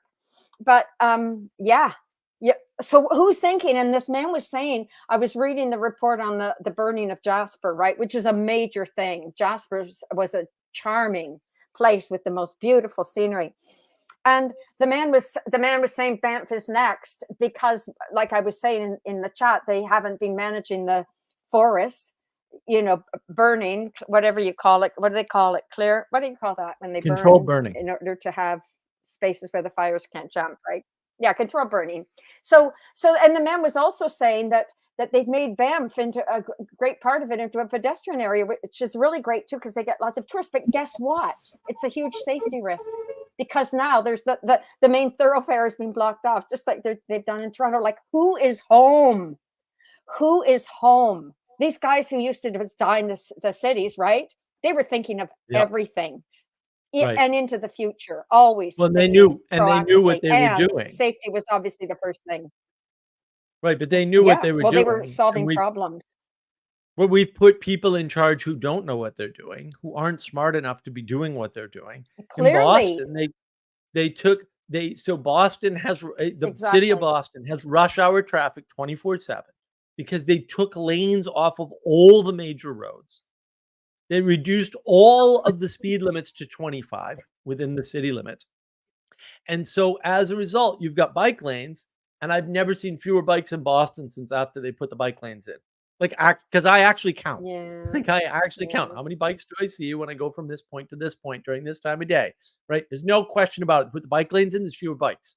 I don't know why. I don't know how that works. I don't care. I'm just telling you that it definitely happened. And guess what? the number of accidents with people on Interesting. bikes has gone way up. It's like tripled in Boston, even though they have more bike lanes. That might be a hint. Yeah. Hi, I just want to. I feel Joe. weird entering without Yeah, saying because- hello. Walking into a room. Good to see you. Hi, I'm sorry. What's your name again, ma'am? That's Elizabeth. Elizabeth. Hi again, Elizabeth. Sorry, I'm I'm terrible. Elizabeth. Hi, Nice to see hi. you. Nice to see you again. Yeah. I'm just kind of jumping in the conversation a little bit, Nice but to see you. yeah. I know I'm bald now. It's like a couple degrees colder up in here. So, but yeah, I know. I mean, I'm just jumping in here. One of the cool things that about growing up in Idaho a lot there is that they did manage like. I mean, there's a lot of fires, but there's also a lot of bike paths and stuff going around. And so, as a kid growing up, it really did feel like you could walk around like just pathways going between neighborhoods and going in backyards and stuff, and not be worried about cars or anything. It felt like really you could walk around the city, and that was something that was nice. Yeah, a lot of good memories on those back trails. Yeah. So, sorry, you can continue what you're talking about. I mean, they also had a lot of fire, Yeah. so just natural, but. No, that's true. Like, yeah, we used to be able to go cycling all sorts of places, right? Yeah, cycling, It's cool. longboarding We in did our that places, too, up and down the scooter, streets. and it was fun to sneak out at night, get into trouble. I have no idea if the parents knew, but yeah. It was a lot of fun. Yeah. But the bike lanes, I mean, the reason there's probably more accidents for sure in Toronto is because it's impossible to be looking in all the directions you need to look now when you're making a right or a left-hand turn. You've got pedestrians, you've got bikers, and you've got the lavender planters, which make it really difficult to see anybody. And Yeah. so yeah, there's going to be more accidents for sure. Oh no, I don't know how many And there aren't millions many they spent on doing the That's bike trails interesting what there, you and there were said, still because I people that were noticed there weren't skipping very right on many the roads. people It was very annoying. bicycling the other day. Yeah. No, they spent. Like I said, they had like their bike trails on the side of the road that would be guarded off with a fence. Anyway, They so even have it's like just to say the lines on the road and everything, and people still insisted on riding in the road. I mean, the bikers will claim it has something to do with the road pavement is like higher quality or something, but like. Yeah, I don't know. It's just one of those annoying things where it's like, I know you guys don't think we have to worry about you because like, you're driving within the lines, you're extra safe, but it's just, not something that needs to be done if you're going to spend all that money. So, yeah. Anyways, but yeah. So I'm really curious about this Paris thing. This Oh, Paris yeah, thing. we're just watching it. What's the reaction? I don't go on Twitter. My reaction. Mark, what's the amazingly deal? negative. Like, have you been following it?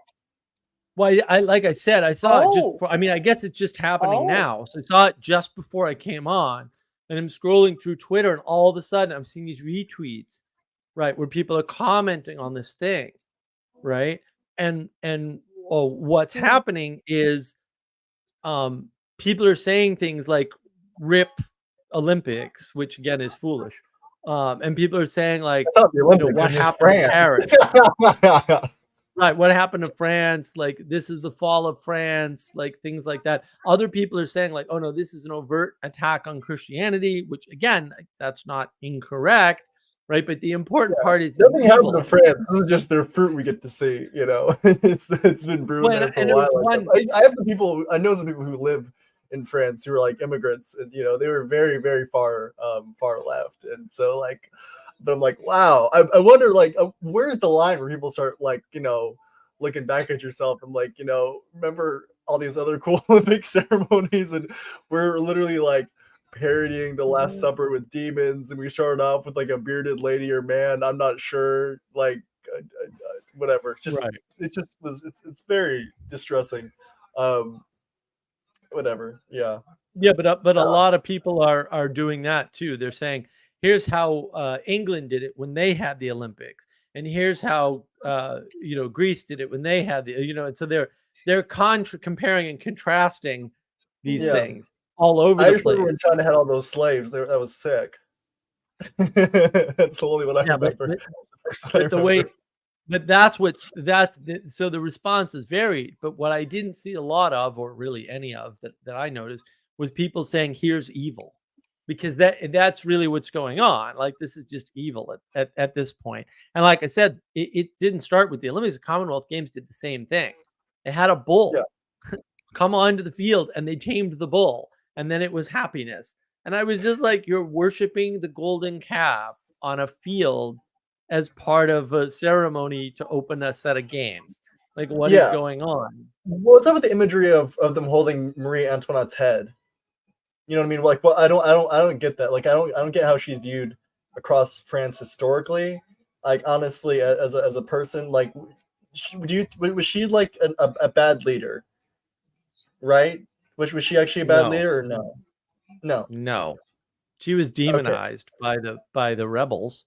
And continually. Okay. I don't know. That, like, I'm just talking about what I was learned. I'm remembering what I learned in like 8th grade, really, about her. Yeah, no, she was demonized by the rebels, and some of right. that I know she was demonized, American but like I'm wondering, like, if there's always two coins to every side. So No, the problem is, especially in France, I believe there are 4 factions fighting for power at once. And it's two sides to every coin thing is a reduction of history that it forces you into a bad situation, because and this isn't true for the English Revolution. The English Revolution is really kind of just 2 main sides, right? Which are the sides aligned against the king versus the king's forces.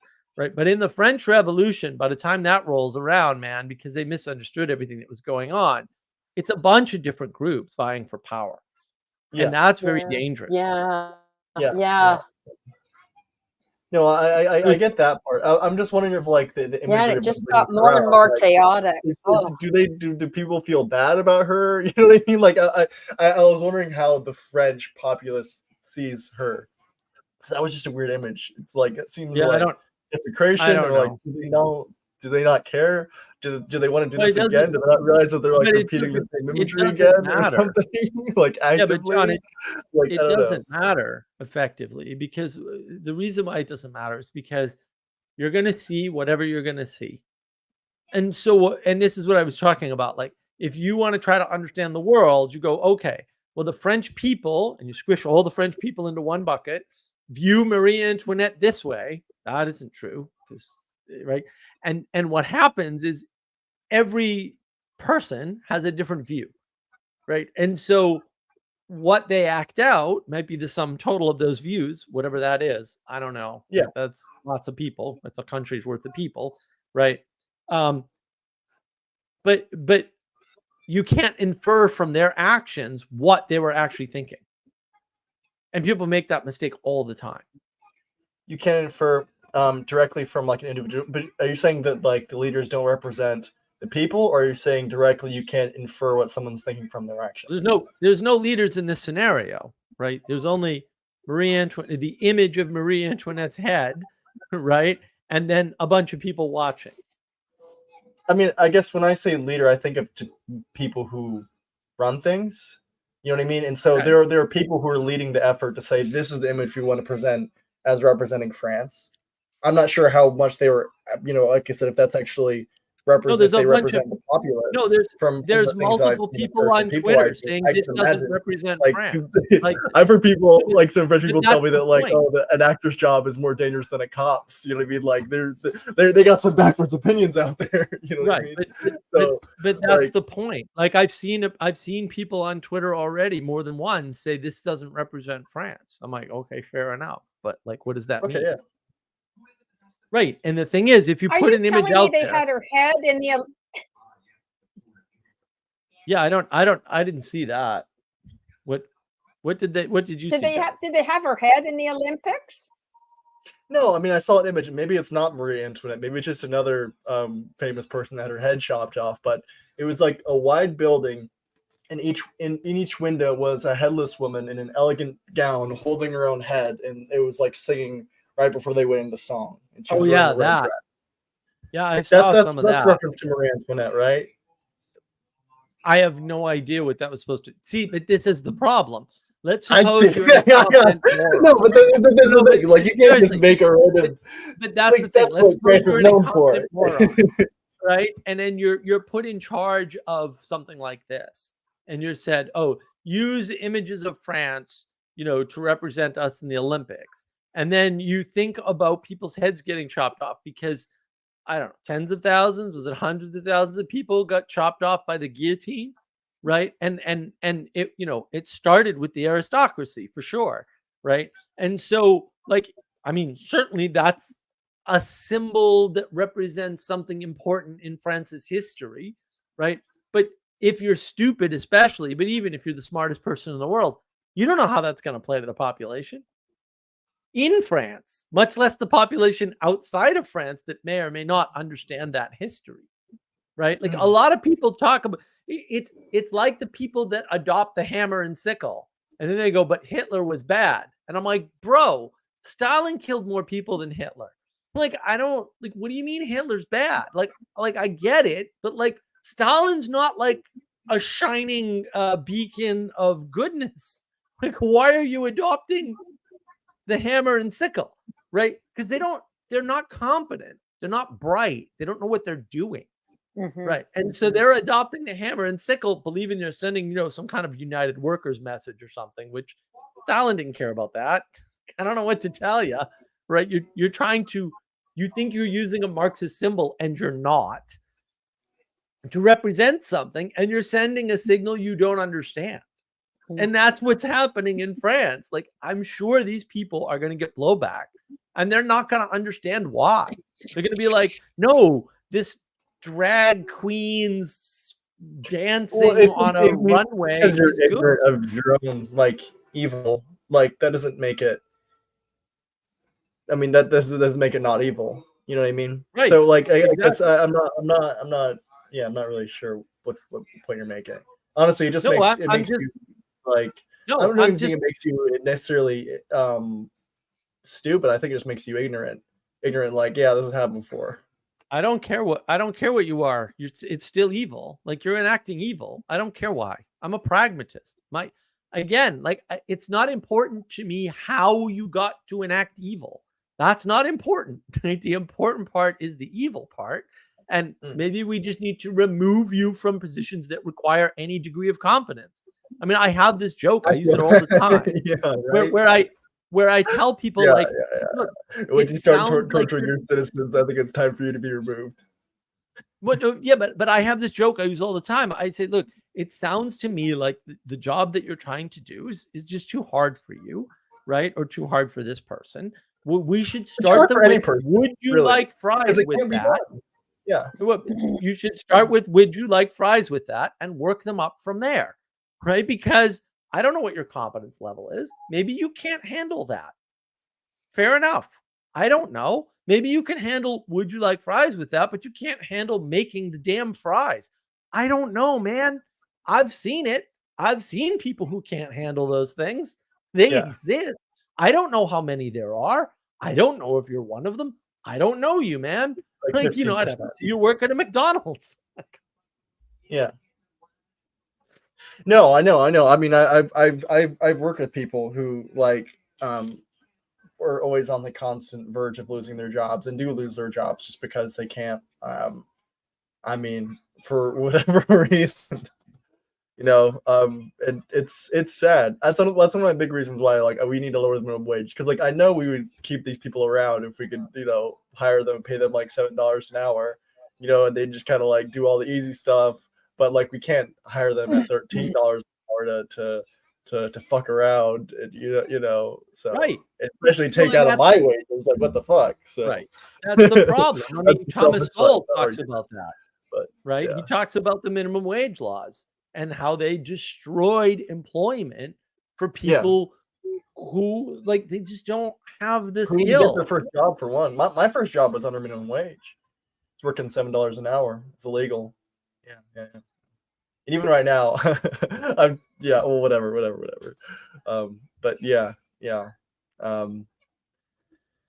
So but my first job, and it worked out perfectly, because the guy, he worked at a sushi booth. He didn't make that much money, but he wanted to spend more time with his family because he worked constantly and just wanted to see his daughter. My first dream job was to be a sushi chef, and the fact that in any way should involve the government, which is just like ridiculous. You know what I mean? Just like let us organize. And yeah, we did. And it started off $5 an hour, no taxes taken out. And then by the time I left, I think I got paid 7 something, or maybe I think even I've been up to 9 at one point before I left, because the responsibilities got increased and we brought in some of my friends to work there too. Temporarily, they couldn't take the heat. They couldn't take the sushi heat, the cold salmon. But yeah. It was a great job. Like I said, it was the first job I've ever wanted to have since I was like 3, and I got to eat some free sushi and got to be responsible for my first little place, which was nice. Yeah. It's good. Sorry, And we another need boring story. to bring people into things slowly, and we've lost that whole idea. That concept as such is completely gone Yeah, from don't just like from force our it. Yeah. right. And I don't know why. And yeah, Sally makes a good point here, right? Incidental, accidental murder is still a murder, right? Sally Joe, it's cruel to make under-equipped people code, right? Or do anything. Like if you're not like if you're Tell me about it. like if you give somebody a job they can't do, they just get angry and resentful and frustrated, or they're in denial. And then they think that, they're all that in a bag of chips, when in fact they're just destroying the world because they're not making themselves better, because they think it's everybody else's fault for everything. I mean, these are all sorts of themes. RJ, oh hi Mark. Hey Hi, RJ. Mark. How's it going? RJ, Thank bro, I love sushi. Okay. Sushi is RJ the loves best. sushi. I'm gonna Sushi miss is it. the best. I'm trying to do the carnivore thing, although like I'm fighting the urge to eat ice cream tonight. RJ wants you to teach your sushi ways to him. I can make a video. I can put a video on my YouTube channel, how to make sushi. Got $14 if you make some. I'll do. There you go. Hey, make I can put a video out on my YouTube channel. I'll just put some stuff in the chat, and you can know it's me. Maybe I can do that next week. I'll buy the bamboo stuff, and I'll show you how to make a nice roll. My sushi is not the best, but it's so fun. It's something it's great to do on a date night too. You and your girlfriend, or if you have a girlfriend, or I don't know what gender you are, a boyfriend. I hate the word gender. What sex you are. You guys can roll some rolls and watch a movie. It'd be really cute. Yeah, I'll try and see if I can do that for you, man. I hope you're real, not a bot. Kidding. RJ's real. I know RJ. That'd be awesome. Okay, cool, and it's popular content. The pattern of sushi making. There we go. The pattern of sushi making. Yes. That's funny. Yeah. Sally Joe, you can't eat a video. That's true. You can't eat video. But you know what? You can consume them, however. Fish when you can teach him how to sushi. There you go. That's perfect. That's Thank perfect, you. John. Well said. Thank you. Yes. Well, I like the dog in the back. When you apply for a national visa to Italy, you're either male or female, and that's that. Oh, that's good. Right? That's good. There's no other boxes. There's no other boxes, man. Yeah. What about in France? Gosh, that's a different place. I don't know. I'm not trying to go there. Thank goodness. Yeah. But I got myself in real trouble this week. You'll be happy to know. Yeah, because I'm taking this Italian course, and it's ostensibly on the congiuntivo, which is the subjunctive tense in Italian, which is very, very elegant, by the way. And you use it. Oh, you use it when you really don't know what you're talking about and you want to show uncertainty. Isn't that cool? It's used. That's cool. Oh, yeah, it's used to show that you aren't certain about something. So if you say, I'm thinking that, then you use the subjunctive sense, and it's very elegant. It sounds very elegant, just the way that the musicality of it. But anyway, so ostensibly we're supposed to be learning about the congiuntivo, but she decided to have a talk about politics. So I was really proud of myself, because everybody, my sister always tells me, just don't say anything most of the time. Because in Toronto, everybody's like hyper left. And the people that go to the Istituto are people, and that's kind of like the old, well, they think they're the old Brits, right? But they're actually like watered down Brits. They're actually nothing. They're just like fake snobs, but they're all left. So I kept my mouth shut. I was so happy with myself, right, Mark? I thought, okay, But they didn't know me, did they, Mark? Because unfortunately, in the last 5 minutes, the instructor said to me in Italiano, she said, Elizabeth, you're very quiet. What are you thinking? What's your opinion about all of this? You know, the global markets just shot up when what's his face? He announced his resignation. Biden announced his resignation. I wonder why that was. What are you thinking of all this? I said what I thought. I thought they were all going to die on the screen. Mark. I could not believe how shocked. I said something. I thought it was intelligent. Wait. So you think, guys? You thought you're all going to die live on the screen?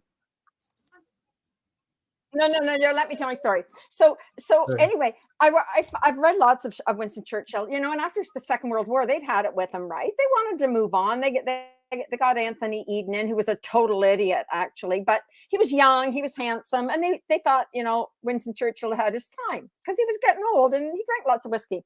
Anyway, so I thought, and I think I might be right, I think the global markets might have shot up because, frankly, they know that they've got a healthy person in the office. Like, the age creates instability. If someone is not in good health, like if you know anything about CEOs and people in business, you are in good health all the time. That's just a given. And so I thought I was saying something very non-controversial considering what I wanted to say. Yeah. So that's all I said was, I think that they were just reassured that someone in good health would be in the office. Yeah. They thought I was casting dispersions on Joe Biden because I said such a thing.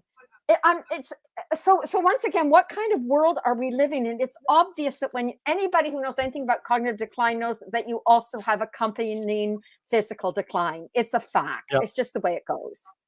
Yeah. So, I think it usually goes and she asked me, why do you think the global markets shot up like that? And I thought, well, that was a pretty non-controversial answer. But it's a good neutral answer. Thank you, Mark. I'm so relieved because I didn't. They all gasped because you weren't being positive. You weren't affirming their reprehensible worldview. They wanted me to be part of their deal, right? They wanted me to live in the inferno with them, and I wasn't choosing to live in the inferno with them. And so, and she asked me, like, Mark, she should have known. She shouldn't have done it. She shouldn't have done it. We would have been like, no. We've been diving in front of her. Don't ask Elizabeth. And you know, I read so much of Dante and he's in the Middle Ages. The greatest sin was hypocrisy. That's it. So, like he's got all these popes, you know, lying upside down and people punching them in the butt, and they're farting off the side of the dome that they're on, and you know, he's just totally because he's real. They're just people. They're Muppets. They're Muppets, Mark. So I was just saying things in a way that Dante might, and you know, I do use, well, maybe slightly a bit of hyperbole. Maybe just a little. I know I want one of those. Can you make one in Italian? I think we need one in Italian. Then I could, an Ali Cudi, maybe I could set up a little You're a Muppet shop. You are crazy sharp. All right, you're jumping around. It's crazy. Just buy the English one. It's in the store. No, I'm not jumping around. Wait, I have an actual question. Like, if in your background, did you ever like consider being like? This is an actual question. Like an actress or something like that. Like, what's your history like? Because you're very good at like just like spontaneously going. With the hourglass? Huh? She's asking you. What'd you say? Sorry, I missed what you said.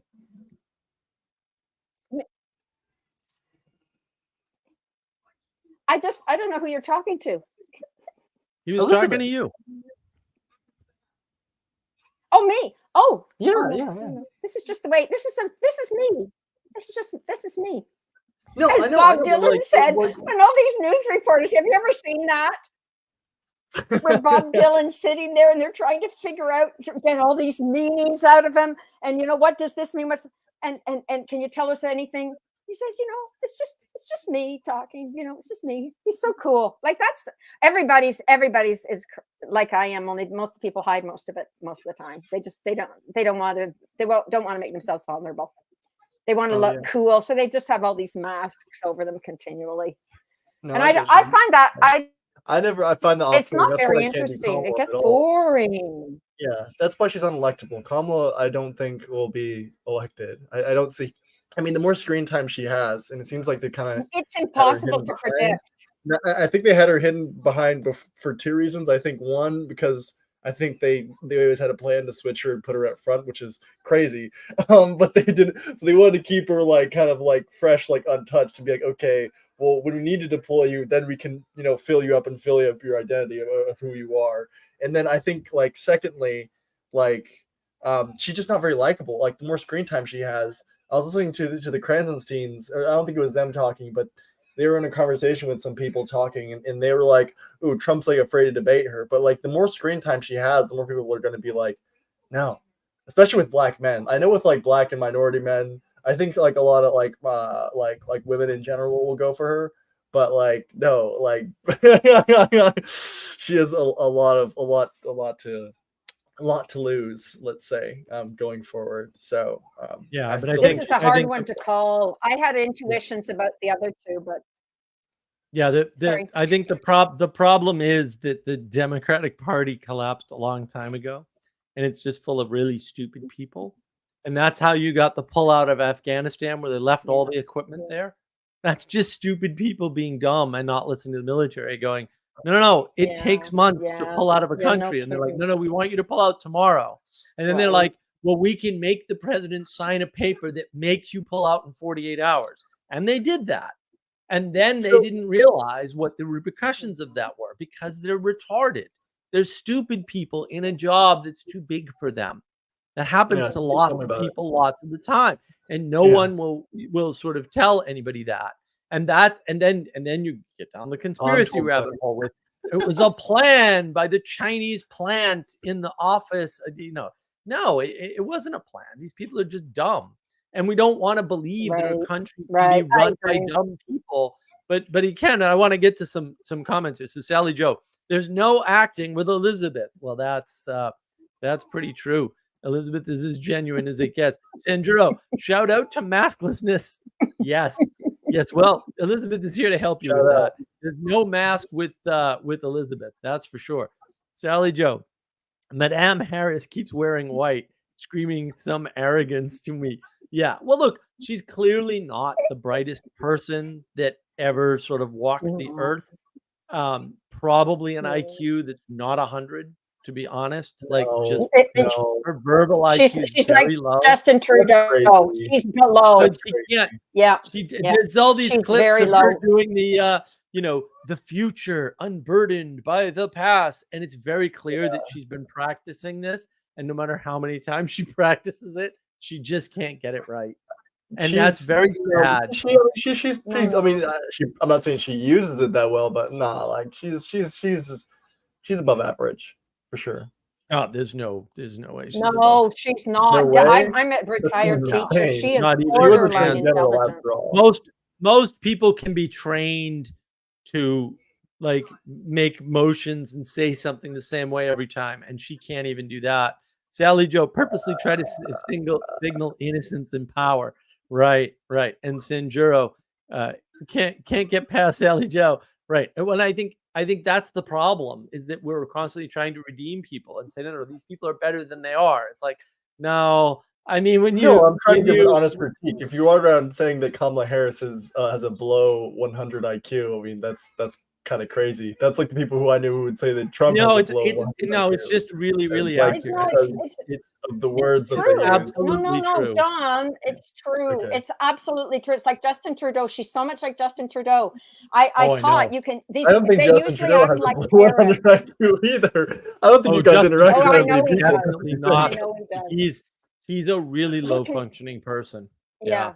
You can tell because they parrot. They parrot people's words, and they they keep repeating things over and over again because they actually, I'm not being unkind. They're often the little children are often very dear and easy to handle in a classroom, but they're both definitely, I would call them borderline intelligence. Like they're very low both of them. There's no Wait, question. borderlining They're what? easily well below 100. Borderlining average? In which Borderline direction? to the trainable retarded, to the trainable Yeah. retarded, and I mean it seriously. I'm not being Uh, unkind. Kamala, yeah. That's what. Kamala, That's it's clear the. as That's the. day. You can I tell by don't the way think they you guys see. know how IQ works. Yeah. No, You it, can't be attorney general if you're Oh, yeah, I borderline do. retarded. oh no, you absolutely can. Like that's the problem. People don't realize you absolutely Yeah. can. Okay. Yeah, I well, mean, honestly, well, look, hey, and hey, look at all the like, people shout out to defending them. yourself, you know what I mean? No, John, look at Axios. So Axios, the people at Axios are so stupid. They put out an article saying Kamala Harris was never the czar of immigration, and I'm like, by the way, bro, journalists are not the lowest IQ professionals. your paper, your institution wrote an article announcing her as the czar of immigration months before. Well, sometimes how your stupid do IQ you can have just to be to used make tie that yourself into mistake? strange knots. But how stupid do you have to be to make that mistake? How many people in your organization have to be dumb enough to believe you're going to get away with that on the internet? You're not going to get away with that on the internet. That's I have a never quick going to question. happen. Is a border czar, is that like an actual position? Yes. It's an It's official position. on congress.org. That's a You can go hilarious look thing. it up. No, I was Congress.gov. wondering, like, okay, is this just something they just said, and they're saying, well, she wasn't that because it's not a real position or something? I don't know, because they do No, make crazy excuses for why something is not true. You can go But look it up on oftentimes those things congress.gov. let's just say there are John, you're trying to redeem these people. agents John, that you're are trying to placed redeem people you don't know. Go look it up. You can go to congress.gov. People have done it and looked up this proclamation by the president. Like it happened. There's no question about it. But I don't know why we're getting into this. Like, this really doesn't matter. But you said earlier that journalists are the lowest IQ profession. Do you actually genuinely mean that? It was reported on CNN. I think I don't. No, it's reported. It's well documented. No, go look it up. No, go look it up. I don't have to look up if journalists are the lowest IQ CNN profession. reported Most people who work in journalism CNN are reported it. I graduated from watched college, CNN. They reported it. They've reported it multiple times. I find it hysterical. The journalists have the lowest. They looked in the mirror and said, "I'm borderline retarded. Good night," and then closed off. Hey, they're supposed to report the news. What? They're supposed to report the news. Why? I mean, but that happens. People do dumb things all the time. You're giving people more credit than they deserve. And here's Sally Joe. I don't think people deserve. Let me finish, John. John, let me just finish all these comments. When I'm done with all the comments, we'll go back. Okay, Sally Joe. I have seen steers smarter than that woman. All right, and then Sally Joe, neutered beef steers. Oh, that's even better, Sally. That's classic. And similar, they have both been raised up by others for means of consumption. Oh, that's good, right? Oh, this administration made the whole czar propositions creepy as F. Yeah, well, I mean, it wasn't this administration. It was the Obama administration. And the funny part, I looked into this years ago, right? The funny part of this is that the idea of czars was the media, the Fourth Estate, poking fun at the Republicans originally, and they were making fun of them.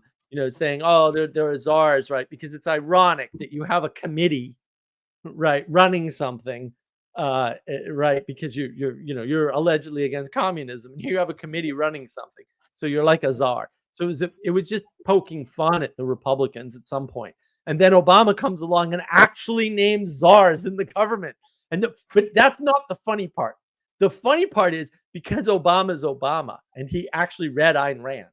He named some of the czars the same names that are in the Ayn Rand books. Now, I knew that because I read Ayn Rand.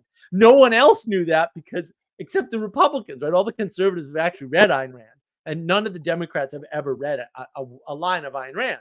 So they hate Ayn Rand, and they don't realize that he's naming stuff after the evil guys in her book. So he's punking both sides at the same time. And I'm just like, hats off, sir. Hats off to your amazing level of evil for doing this. And he was the first president to ever name a czar. And that's Joe. I mean, Joe Biden was his vice president. So yeah, to some extent, it's quote the same. A lot of people are out there saying that Obama is pulling the strings behind closed doors or whatever. More likely, it's Hillary Clinton, but whatever. It's pretty funny though that people don't even understand that history. But yeah, it is pretty creepy to be naming people as czars inside the federal government. And it really is like Obama knew what he was doing.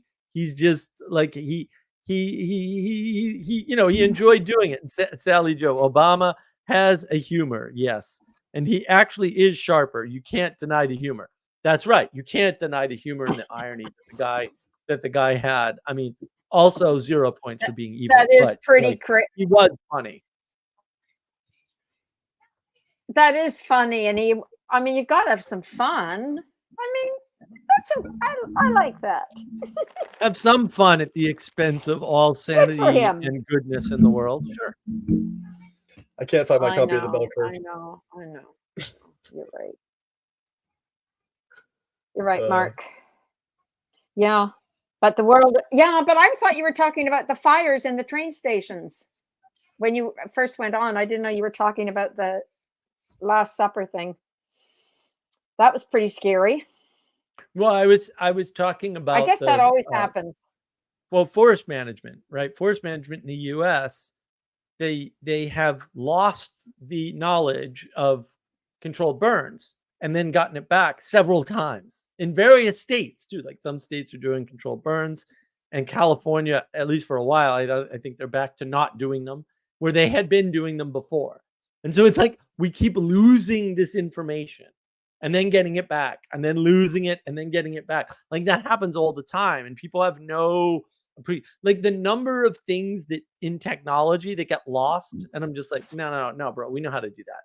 And people are like, no, you don't, we can't do X. And I'm like, dude, they knew how to do X in the 80s or in the 70s or in the 60s, right? Or whatever. And people are like, no, nobody knows how to do this with a computer. And I'm like, no, I assure you, actually, I can tell you who invented it and when it was invented and what language they wrote it in. And I can give you at least 3 libraries that you can download today to do it. And because computers is huge and nobody knows the whole thing, they just don't know about it, right? And so we lose technology all the time and reinvent wheels all the time. And the problem is in a chaotic world, that just happens more often. But the bottom line is not everybody can do that. And so what you end up with is a lot of people doing it who can't do it. And then what happens is you pull out of Afghanistan in 48 hours.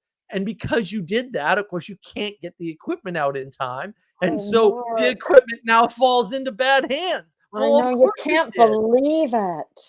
It's so stupid. But that's a perfect example of what's happening. It's a perfect example. Right. But it's not like people didn't know. The fellow in Banff was making the point that the Aboriginal people practiced clear cutting for thousands of years because they knew they needed to take care of the land and take care of it properly, or they wouldn't be able to exist.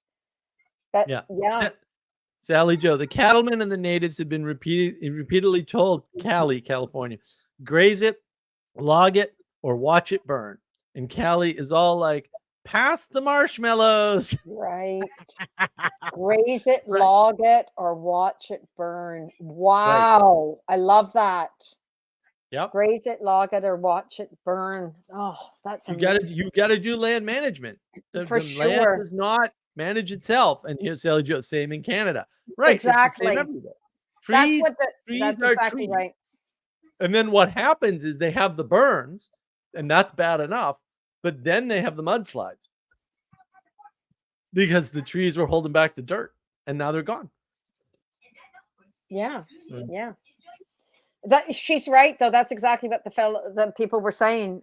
That he was in forest management. This man, and he said exactly that. Pass the marshmallows. That's where we are in Canada. People were more concerned about making tons of money off all the tourists who were coming. Nobody cared. Nobody literally cared about what was happening with all the forests around. Like, once again, how can you, excuse me, that's stupidity. I'm not calling that ignorance. I'm calling that stupidity and ignorance, both. Come on. It really, that you have not, you didn't know what the native people, how the native people managed the land, and you don't know how they respected nature. You don't understand even that. They almost certainly told a lot of people are kind of autistic and just know like their specific, field very well. And so I can imagine that. Generally, when you're talking about someone who's like leading any organization, they're usually pretty intelligent. And then as you go down the levels, it goes down. So I don't know why that wasn't done there, but I doubt that we're talking about that everything that fails is run by by retarded people. I don't think that's exactly what that means. You know what I mean? No, the same goes for. I think that's what nobody said that. Nobody said that. Huh? I think what we're seeing in the world is a lot of incompetent people in positions that can't have incompetent people, and that's so ignorance. Ignorance is one thing. Is just bad. Ignorance is one thing, but stupidity is hiring ignorance and not noticing, right? That's a different set of problems, and you have to differentiate those problems because it's important that we know who's not too bright because we got to get rid of them. If somebody's ignorant, they might be that you can fix that, but you can't fix stupid. Well, that's that so big it must fail is because you can't watch everything, and so you hire someone who's a little bit worse than you, and their eyesight's a little bit worse, and they hire people who are a little bit worse than them, and their eyesight's even worse. It just that's the exponential failure that goes along with that. That can happen, but that doesn't have to happen. That didn't happen in the past. That's the point. I mean, that happens in your Mark, body. You made another DNA. It can happen, but it doesn't. I think it always does. No, it does. You're saying that everything always degrades, and obviously we couldn't have gotten to a point for things to degrade if everything always degraded. That doesn't make any sense. Okay. But you made a good point about what, Mark, there's another point because it's really interesting. My husband was saying the same thing. He's working in the UK in an auto parts plant, right? And the tradesmen who used to come to Canada from Great Britain.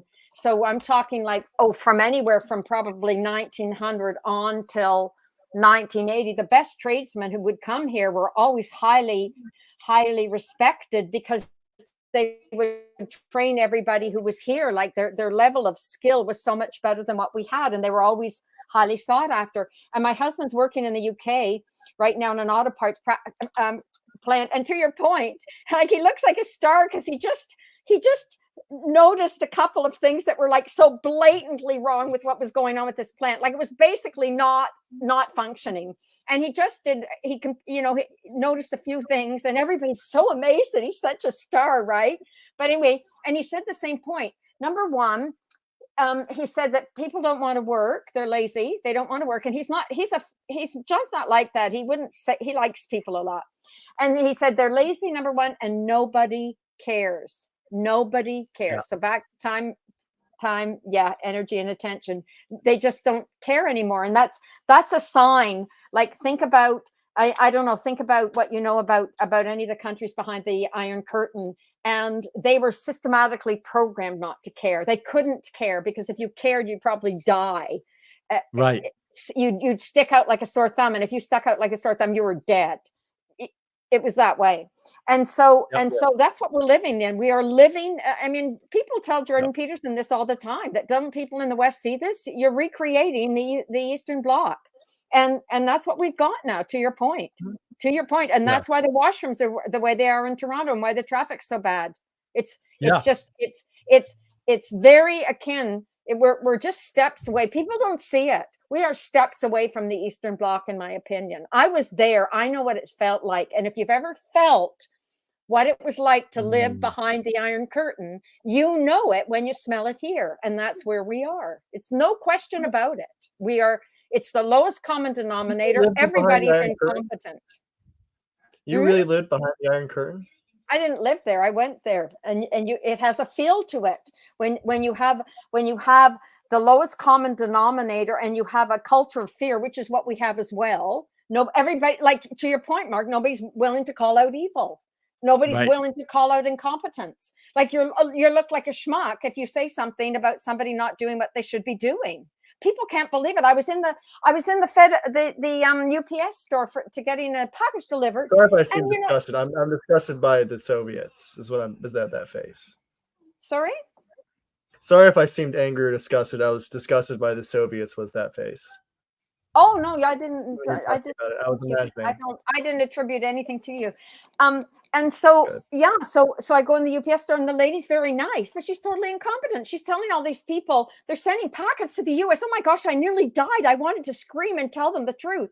They're sending all these packages, these huge packages to the US, and guess what? The customs guys are gonna nick them up the yin yang, and this lady's just saying, well, what's the value of it, and da da da da da. And then she's saying, well, and these people are sending used clothing, and they're just using the value of the things that they bought, thinking that it's like an insurance policy. It's not. That's what the customs guys are going to nick them. And this lady, and then have a great day. And these poor little people are coming in with no idea of the charges that they're going to have for all these used clothes and books and whatever else junk they were sending for whatever reason.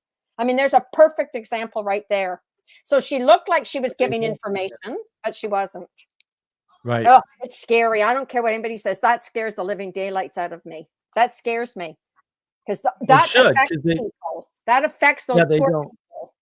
Right. They don't know how the system actually works, and they don't understand the repercussions at all. And she's pretending to tell them that she's acting as if she actually is giving them the information they need. And they're assuming, because we all assume that everybody's good, which if you read the Bible, everybody's like super fucked. They're assuming that this dear lady is saying something right to them, because we all say we need to help each other and take care of each other, and aren't we good people? And of course, none of us are. That's not the message of Christianity. The message of Christianity is we are super fucked, and get your head around it. And that's being a Muppet. Right, but exactly. Well, it will, and your people's unwillingness to say I don't know. People's unwillingness to say, well, I'm really not sure, or whatever. And to Sally Joe's point, like the cities are always trying to tell the rural, right, the educated way to do things. And it's like, well, but education isn't like those who can do and those who can't teach, right? Like, well, maybe the educated way to do things is not the right way to do things, because that's usually the case. And yeah, that was something that people used to say all the time when I was growing up. Those who can do, and those who can't teach. Sally Joe, we have what is known as post turtles, right? They didn't get there by themselves, and they're not getting down by themselves, right? If you have a turtle on a post, it didn't get there by itself, and it ain't getting down by itself. That's well said, Sally. Wow, Sally's on our post turtles kick today. Yeah, she mentioned Sally it earlier. Joe's brilliant. Sally Joe's brilliant. How does she make these connections? She's an artist. That's what she does. Yeah, she's an artist, but she's a brilliant artist. She's a brilliant artist. Like her ability to articulate things is beyond. Look at all this beautiful art she did. Oh yeah. So on top of it, she's talented artistically. Oh, it's not fair. All of that in one person. It's not fair. I agree. She should give some of that up. I know she should give some of that to me. I need a little bit of that. Right. Joe. Wow. Amazing. Yeah, so you're right, Mark. And Sally Joe is legit. Sanjuro says so. So that's it. It's a quorum. Sanjuro. Do I know Sanjuro? No, I don't think so. No, he's good. We like him though. He's a great person. He's a great person. Mark. So Mark, do you think anybody can predict this election? I don't think anybody has a chance in hell. People have been asking me. I'm like, I ain't touching that with a 10-foot pole, buddy. And they're like, yeah, but every other election, you knew exactly what was going to happen. I'm like, pretty much. I ain't touching the last one. I didn't. The last one, I was like, I ain't touching this election with a 10-foot pole either, buddy. I know what should happen. I don't know what's going to happen. Those are two different things. It's going to be fascinating. I know. I got the 2 elections ago. Nobody thought what I thought. I knew he was a shoo-in. I knew Trump was going to get it. And everybody just said, oh, yeah, really? And but this time I couldn't tell you. I couldn't tell you what's going to happen. When the first Trump election, I made a a lot of freaking things between killing. now and then. I tell made you it. what. I made an absolute killing. Absolute killing. I'm like, you people are kidding me. Oh yeah, all my free cash went right into the stock market. I made like 28%. It was glory. I made so much money so fast, I wow. couldn't cash it in.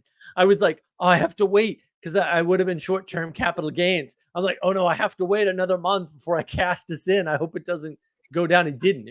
It still went up further. I could have made 46%. But I was like, man, I ain't greedy. I'll take 30% or whatever I cashed out at. It was 28 or 30%, something like that. Yeah, I made an absolute killing. I'm like, you people are This morons. one is This going to is fantastic.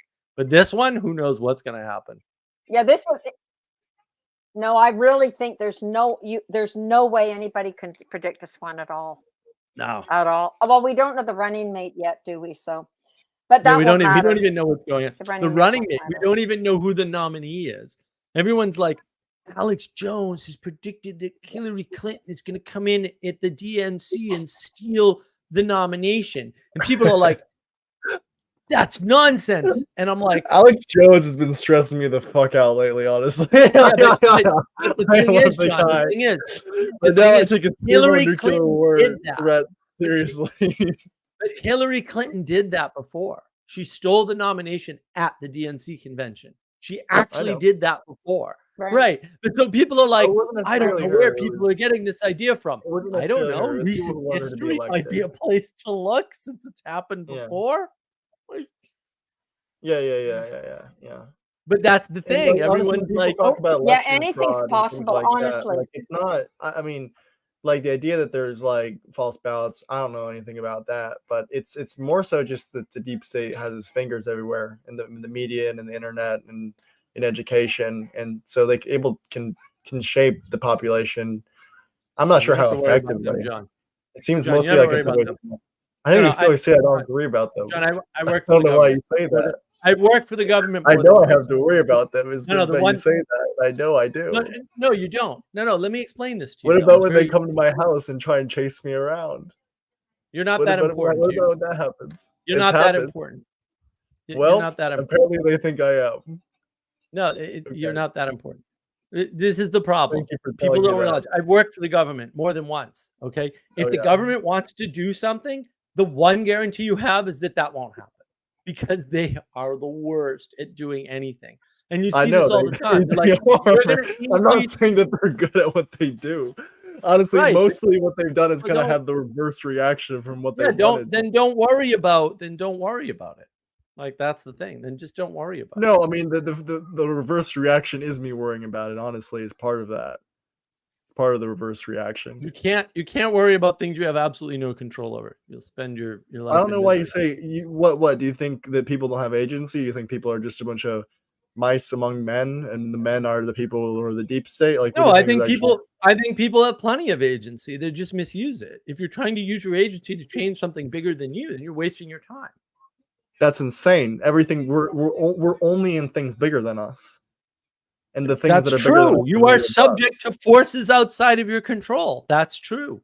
That's true for everybody. That's absolutely true. But those things exist in like those. There's a constant feedback between those two things. Like me interacting with you, I know that has ripples all the way up to the top and back and forth. Well, but that ripple is so small by the time it gets anywhere interesting that it's not relevant anymore. And that's where people get messed up. They think like, oh, I have an effect of X on the thing next to me, and that effect ripples up. It's like, actually, it doesn't. It dissipates because people don't account for dissipation. And the bottom line is, you can go hide in your tub during a tornado all you want, but the odds are if a tornado hits you, you're dead. And that's just the way it is. Yeah, that's why I'm not going to hide in my tub. Right. Well, I mean, maybe you should, maybe you shouldn't. But the thing is, like, you are embedded in a bunch of things that you have no control over. But if you try to worry about those things, then the problem becomes that you're not making yourself better, which will improve the things you're embedded in. And that was the whole point of the monologue. Wait, sorry, can you say that again? How do I improve the things that I'm embedded in? How do you say that? You improve you. Because you're embedded in them. That's yeah, what yeah, you have yeah. the most control over is you. I agree with that. I agree with that statement. Well, but then you don't have to even think about the government and the deep state and all that other stuff. You don't even need to think about it. Well, I think about You're improving just myself in taking time relationship away, to a goal. but you're taking time, energy, and attention away from making yourself better. Mhm. And people Well, love it that. depends They on want to what I think my distract you. best self is. You know what I mean? Look, it's about where your attention is. If you ever pay attention to the deep state, you're using that up on something that you have no control over, when you could be using it on something you have control over. That's the issue. Okay. I see your point. Yeah, no, you're right. I have absolutely no control of what happens and what what the deep state does to me or what I do to it. Trust me. Yeah. Well, and I like get I you. said in the monologue, like, sure, like aliens landed at Roswell. Let's get, complete proof that who cares? That doesn't affect anybody's life. It doesn't change anything in anybody's life. And the people who care I about beg to differ. Roswell, I what? beg to But differ seriously from firsthand experience. right, you do, but actually it wouldn't change anybody's life. The people who think it would, their lives are changed by all kinds of things anyway. And like their lives are going to be changed whether there's proof or not. Like they're already out on the edge. And that's not good. And also some people are always out on the edge. Like there's nothing you can do about it, right? If somebody wants to believe aliens landed at Roswell, they can. And if they don't, they're not gonna. Like you're not gonna change their minds anyway. Like there's no standard of I really don't evidence care that's about going to be about brought to that. bear. Like, Well, no, but that happens all the time. It happens all the time. I've seen people go, "Oh, that car won't hit me," and get hit by the car. Like people are like that. Lots of people are like that. Far more than you expect. And they're not Yeah. like that about everything. But there are things that people are like, "Oh, you know what? This will never happen to me." And then it happens to them. And it's like, well, Yeah. like, okay, True. man, I guess. But that's the problem, is people are focused on the wrong thing. They need to be focused on making themselves better, because that's what they kind of have access to. What does Sally Joe say? I get you. Yeah. Stressing No, I get about you. Yellowstone blowing up will not help, right? Past like don't sleep by the geyser, No, I right? like that, And that's the thing. Like, yeah, there's very simple things you can do for yourself that affect the outcome, right? But Mhm. focusing on it and trying to change the outcome is not one of them. But that does take away your agency. That's where the problem is. So you got people on the internet saying there is no agency. Well, they're screwing you. They're making you a worse person by saying that. That's not true. Yeah. All right. And focusing you on no agency, or you have no control over this, and therefore, like, the fact that you have no control over the government doesn't mean anything. It's not important. It's not interesting. It's a fact for every single person. It doesn't make you special. Doesn't make So any of them. I think the idea that we have no control over the government, that's I mean, that's not even. Are you saying that like the values that our constitution are founded on is a lie, or are you saying I that didn't say anything about it was always values. a lie? Huh? No, I didn't. I didn't say anything about values. No, but you said the idea that I can change the government, that someone can change the government, that's incorrect. It seems like a strange. No. I said you, as in you, not anybody else. Just you, John. Yeah. Can't change the government, right? You can't.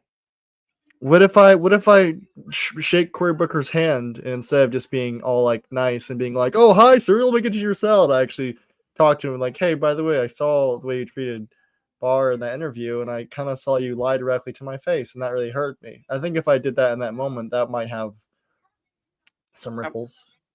Nah. Politicians are particularly immune to data. That's like all over the place. Like you can, I mean, like I said, look, Kamala Harris is a prime example. The woman keeps making contradictory statements constantly, and she seems to have no awareness. And when it's brought to her attention, she laughs. She literally laughs about it. Like, She's just a bit of a person. sociopath. They can do that. Well, right. I don't think she's a sociopath. I think that she's not very smart. and that's just her defense mechanism against being caught as not the brightest bulb on the tree. And like a lot of people have that response. She did. That's I mean, why she Elizabeth did said pretty you can well. She's not very good at defense, but she's good at prosecuting. And I mean that in like just the debate sense, as far as like her debate performances. That's what I remember thinking, is that she can string together a pretty good attack. The only thing is that she's very vulnerable because she's unlikable. So you know what I mean? So she's vulnerable because she can't answer easy questions. I kind of feel sorry for her. I kind of feel sorry that these people get these positions. It's not really fair to the people. It's not fair to her. Right. She's being used. She's actually being used, and it's actually cruel. And I also think they used Biden that way. It's cruel. You don't do that to another person. Propping somebody up into a position that they can't handle is torturing them. It's cruel, though. Like, it's very cruel. Imagine what it does to her. Like, I feel sorry for her. I really do, because she laughs because the poor woman. What the heck is she supposed to do? She has nothing else, and that's often how people fill space. She doesn't. She can't process things. She just can't process statements at all. She can't. She doesn't even know. I think that she's just too Machiavellian to know what to say sometimes. Like, I think she's processing, like, what am I supposed to say constantly? And that's what kind of freezes her up. No, she can't figure. She's like Sarah Palin. She doesn't have any intelligence. Sarah Palin is a good example. I'm not being unkind. I just know from my experience teaching children, you can recognize IQ very quickly as when you're an experienced teacher. You can pick out the bright ones, and you can pick them all out within the first class or two easily if you're sharp. I mean, maybe. And by the way, if you are really brilliant, you do become a teacher, like I was, Mark. Of course, Elizabeth, of course. I come from a family of teachers. Oh my gosh. My father made sure that we all became teachers. I told you that. He secretly went down to the teachers' college and enrolled us without us knowing. And you know what? The strangest thing is we all loved it. So I have to say something. I had to poke at you a little bit. I love it. That was great. But yeah, it's going to be really interesting. So this is probably going to be the most watched election ever, right? People are going to be fascinated with this. Well, that's a good thing, actually. Yeah, I think. There was a good sign in Georgia when the election committee suddenly was like, oh, the runoff election could have been swung by these. It was ridiculous. It was like 12,000 votes, and it was like an 800 vote, count. It was like way off. They were like, there's clearly election fraud that would have, changed the result here. And they were all shocked. Like, the very idea of it was impossible before that point, which I believe. Like, I believe that most of the people just couldn't believe. Like, you saw I saw the footage in Pennsylvania, right? Where they're like, you can't watch these ballots. You need to stand over there. And it's like, well, aside from just like being flat out illegal, what are you doing? And they like threw all the people out who were watching ballots, and they put cardboard up around the windows live on TV. And I'm just like, but you tell people that happened and they just don't believe you. And I'm like, or the 8.5-hour Georgia video, right? That flipped the Georgia election for sure. Like that one instance, it's all on video. And people were like, no, that video's been debunked. I'm like, dude, you haven't even watched it. How do you know it was debunked? Like, tell me about that. That was the annoying thing. Like, no, that's not real. I'm like, dude, just look at what I sent you. And they're like, right. Nah, that's crazy. And that's the Trust thing. Me, I already watched it. Like, I know you didn't watch it. It's too big a truth in an ordered world, right? Like, if the world were ordered and worked the way these people thought, then there's no way that happened that way. But the world was chaotic back then. Right. And they just don't realize that. And it's very scary. Like, if somebody tells you, no, the world just doesn't work the way you think it does, you like flip out. Like, it can be very. Flip out. Yeah. Well, no, you flip out. Yeah. Because you're the one getting the information that the ordering that you think happens doesn't happen. I mean, that's always in it. I mean, legitimately, I was trying to do for Brett. But all I was trying to do for Brett Weinstein was say, dude, you need to not focus on this because you don't know anything about it, and focus on something you're actually good at. Because talked to you Brett? focusing on politics is not good for you, Brett, man. Because you just When did don't you- know. He didn't When did you read talk to anything. Brett? No, on Twitter. I'm just telling him, like, Oh. you need to stop tweeting about this. You need to stick to, like, the thing you studied. Right? Do you think Brett would have you on? No, none of those guys will have me on. I've tried to get on all those. We should see. That'd be fun. Well, no, I mean, they don't know how to handle me. Like, they have no idea what to do with me. No, they don't. They just have no idea what to do with me, which is fine. Would you turn them down if they No, I wouldn't turn. I'll go on anybody's podcast. I've been on a bunch of them. I've been on a bunch of small channels because people were like, "Hey, I want to have a conversation with you." I'm like, "All right, whatever." And as long as they tell me what it is up front, and I, have some expectation that they'll treat me fairly, right? But like, if Destiny called up and said, like, "I want to debate you publicly," I mean, I'd go into that. I mean, and I'd tell him up front, like, dude, his comments were so back. I'd be like, couldn't believe it. Sure? Like, you carried the weight of a 14-year-old, dude. Like, I mean, not a lot. I'm like, that, weighty with my words, but like, holy shit. But like, that's the thing. Like, cool. people don't. But think about the grand lie. Can you imagine if a bunch of people were flying to a private island to, like, engage in sex with minors, and they were all government officials? It's a big, like, it seems like a big lie, but like, Epstein happened, man. And imagine if the cameras went out while he was in jail when he supposedly hung himself. Like, this stuff all happened. Like, I don't know what to say. Like, it all happened. And people aren't putting two and two together and figuring out that means we have a big conspiracy inside our government to hide the fact that there's a bunch of high-powered people that are engaging in, reprehensible behavior. But that's what it means. It's just people don't want to accept it. Because I'm not sure if it's accurate, but a bird in Mexico told me that Jeffrey Epstein didn't kill himself.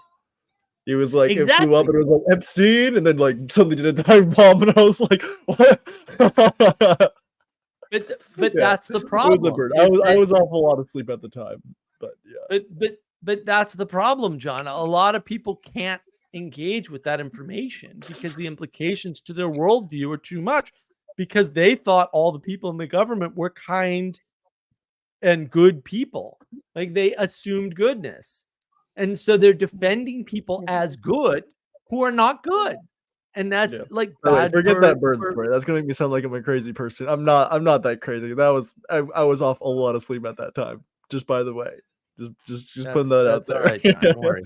I don't always talk to birds, but when I do, they tell me FBI conspiracies. Yeah. Let people come to their own conclusions. Sanjuro, I can imagine what could be unburdened by what has been. Man, the fact that she can't repeat that the same way twice, like, her level of consistency is so low.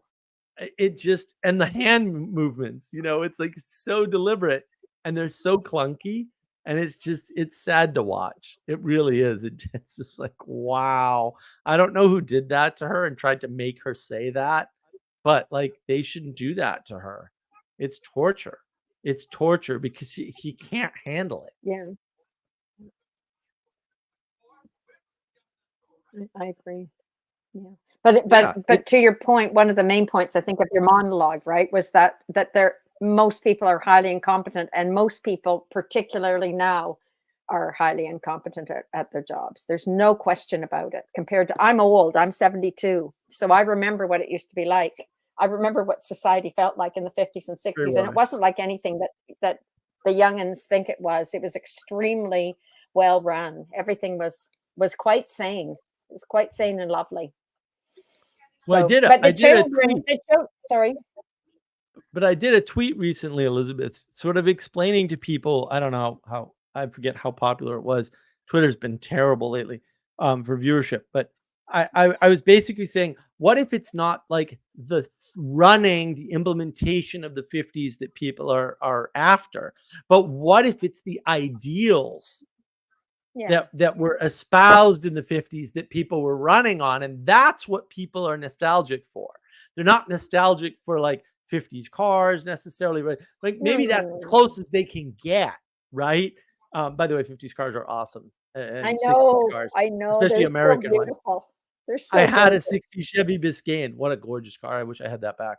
Oh, What yeah, if the it's the cars are amazing. ideals, right? What if it's the vision that those people had? And the closest you can get is a 1950s whatever, because the nostalgia reminds you of what they were aiming at, not what they were doing, right? You're not thinking about the bad things because there's always bad things, right? But you're thinking about, oh, what was the hope for the future back then? Well, yeah, they had Yeah. robots, they had AI, they had all the same things, by the way.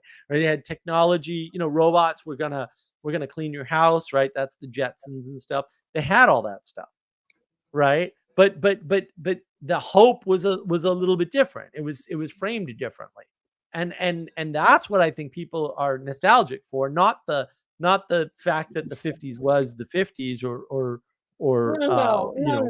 No, of course not. But the institutions, I remember what the schools were like. My sister and They I were were better. talking about it the other day. We all lined up and were quiet once the bell went. And that seems like a little thing, but what you're actually doing is setting up a perceptual system in a child's brains of That's right. patterns. You're creating That's right. the ability to even perceive patterns, because if every day, every Bingo. child in a school with 1,000 children, if every day they all do the same thing and they line up, and we didn't mind, it was lovely. Nobody ever had to have a teacher raise their voice to them, ever. Right. And it was extremely safe. Right. And so I'm talking about the way the institutions were, and that's just the schools themselves. There was no chaos. I taught in a high-end school, Mark, in Toronto, with one of the highest incomes. So these were lovely, not malnourished children, not children in danger, most of them, if you know what I mean. They weren't underprivileged. And the behavior in the school, you just can't even imagine. It was like a zoo. The kids were running wild all the time. Like, this is not the same world. This is not the same world. People need to understand that the institutions, so I mean, it just starts in kindergarten and it moves up the universities. And here we have Jordan Peterson telling us what it's really like there. It's not surprising to me that the kids can't function with literacy in university, because they're not even taught to listen in the schools anymore. People don't know how bad the schools are. They're bad. Right. Even the good ones are horrible. I used to, the kids used to fall asleep sometimes, and I would think, it's good you're falling asleep in this school, because it's better to sleep than to be here. I'm serious. Right. Well, that's people don't. Education's horrible now. Yeah, I want to focus on a few of the things that you said, because they're really important to understand. Like, if you're not embedded in patterns and shown patterns and given space and time to realize that, right, with quiet time, like quiet time, super important, then you won't be able to be part of patterns. You won't be able to participate in the patterns, right? You won't be able to navigate the patterns. That's why the name of the channel is Navigating Patterns. Right? Come on YouTube, join us if you want, right? Like, you won't be able to do it. The skill will be lost. And the thing about the schools is, with individualism, it leaked down the ladder, right? And so adults that are individuals are fine, and there's a few exceptions, right? Because there's IQ problems, there's developmental issues, whatever, right? But that problem gets worse if you aren't able to draw borders. Well, when is somebody an adult? And is it 18? Is it 16? Is it 14? Is it 12? Right? And like, oh, well, they can drink at 21. They can drive at 16. They can't serve in the military until 18, right? And then there's all these blurred lines about, well, when are you a responsible? Well, that just leaks down. And then the next thing you know, it's like, well, they can decide their gender at 4 years old. Well, of course they can, because you can't draw any lines. But the problem with that is, you're also not training them in patterns. You're not forcing them to do things, because you're treating them as individuals. And there are no individuals. That is an impossible condition. You're not an individual. You never were an individual. You never will be an individual. You never will have been an individual. That cannot happen. You're a person. Persons are connected. They're related with equality to everything around them, including other persons. Right. I mean, so, but Mark, if you all line up together, 800, it was a huge school where I attended. You all line up together. As soon as the bell goes, there's no talking. And there was no talking, and no teacher had to remind anybody, because it's the mimetic thing too, if I might be so bold. That's right. But if you're doing all the same thing, then you're actually, what you're giving the gift to the children is that they now have embodied the reality of them being part of a larger entity and not being an individual per se. And so, and then the other thing that's really important, but what it does, like neuroscientifically, if the kids don't get that kind of patterning, that kind of repetition of behavior, if you like, their brain is actually not hardwired now. It has not hardwired in a way that they can even understand there are patterns. No, it's way more physiological and biological than people realize. The other thing is we used to have to repeat everything over and over and over and over and over again. So why did we? It's the same idea. We do the same math, like the same. I always used to wonder, why do we do the same thing every day for a whole year? Right. And it sets up the patterns and the recognition that there are patterns to everything, and also mastery. There's no mastery in school anymore, so there's no sense of completing anything. So if nobody ever masters, like the North American system in Switzerland, if you don't master one tiny aspect of the curriculum, you're held back. And that's actually a really good thing, because guess what? If you haven't mastered everything, you just get more and more lost the further you go. So people think that it's cruel, but it's actually the kindest thing you can do. And the child's probably really thankful that they're living in a real world where people are telling them the truth, that they just haven't mastered something. And it's not a bad thing. They just need to do the year again. That's fine. There's no hurry, man. There's no hurry. They know they need it. They know they need it. Jumping back, I want to jump back a little bit to the Epstein, because I know what I said about the bird a second ago, but if you actually asked me to bet money on if Epstein killed himself or not, I would actually probably say that he did. And I don't know why that is. That just, like, I have a suspicion that he actually did kill himself, ignoring what that random bird in Mexico told me, because I was awful lot of sleep, and I'm actually not a person who tends to believe in conspiracies. And the reason why I kind of tend towards that is I actually, contrary to a lot of people, I actually believe William Barr when he looks at me, looks at the camera, and says that, like, no, my understanding that the conspiracy would have to involve him covering it up. I'm not totally sure about that. In fact, I didn't actually fully read his book to get to that part of the story yet. I kind of got really excited after they covered the Russia stuff and wanted to investigate that really far. So I should go back and finish reading what he said and whatnot. But, like, are you guys convinced that Epstein was murdered by outside forces? Because, like, I think it could easily have been the demons within him. You know what I mean? That would want us to wonder, not want the victims to get justice, or just not want to face justice himself or something.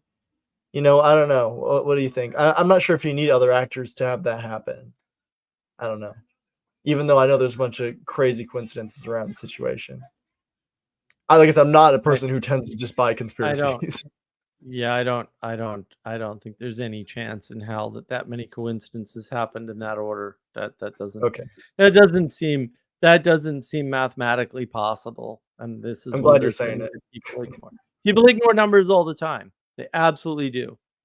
Right? Like they say, like, oh, this candidate is really popular, and none of the polls ever said so. Ever. Like, they never had the numbers to back them. People do that all the time because they want to believe. They will ignore any amount of information that you give them. And that's where the problem comes in. But I want to cover what Sally says here.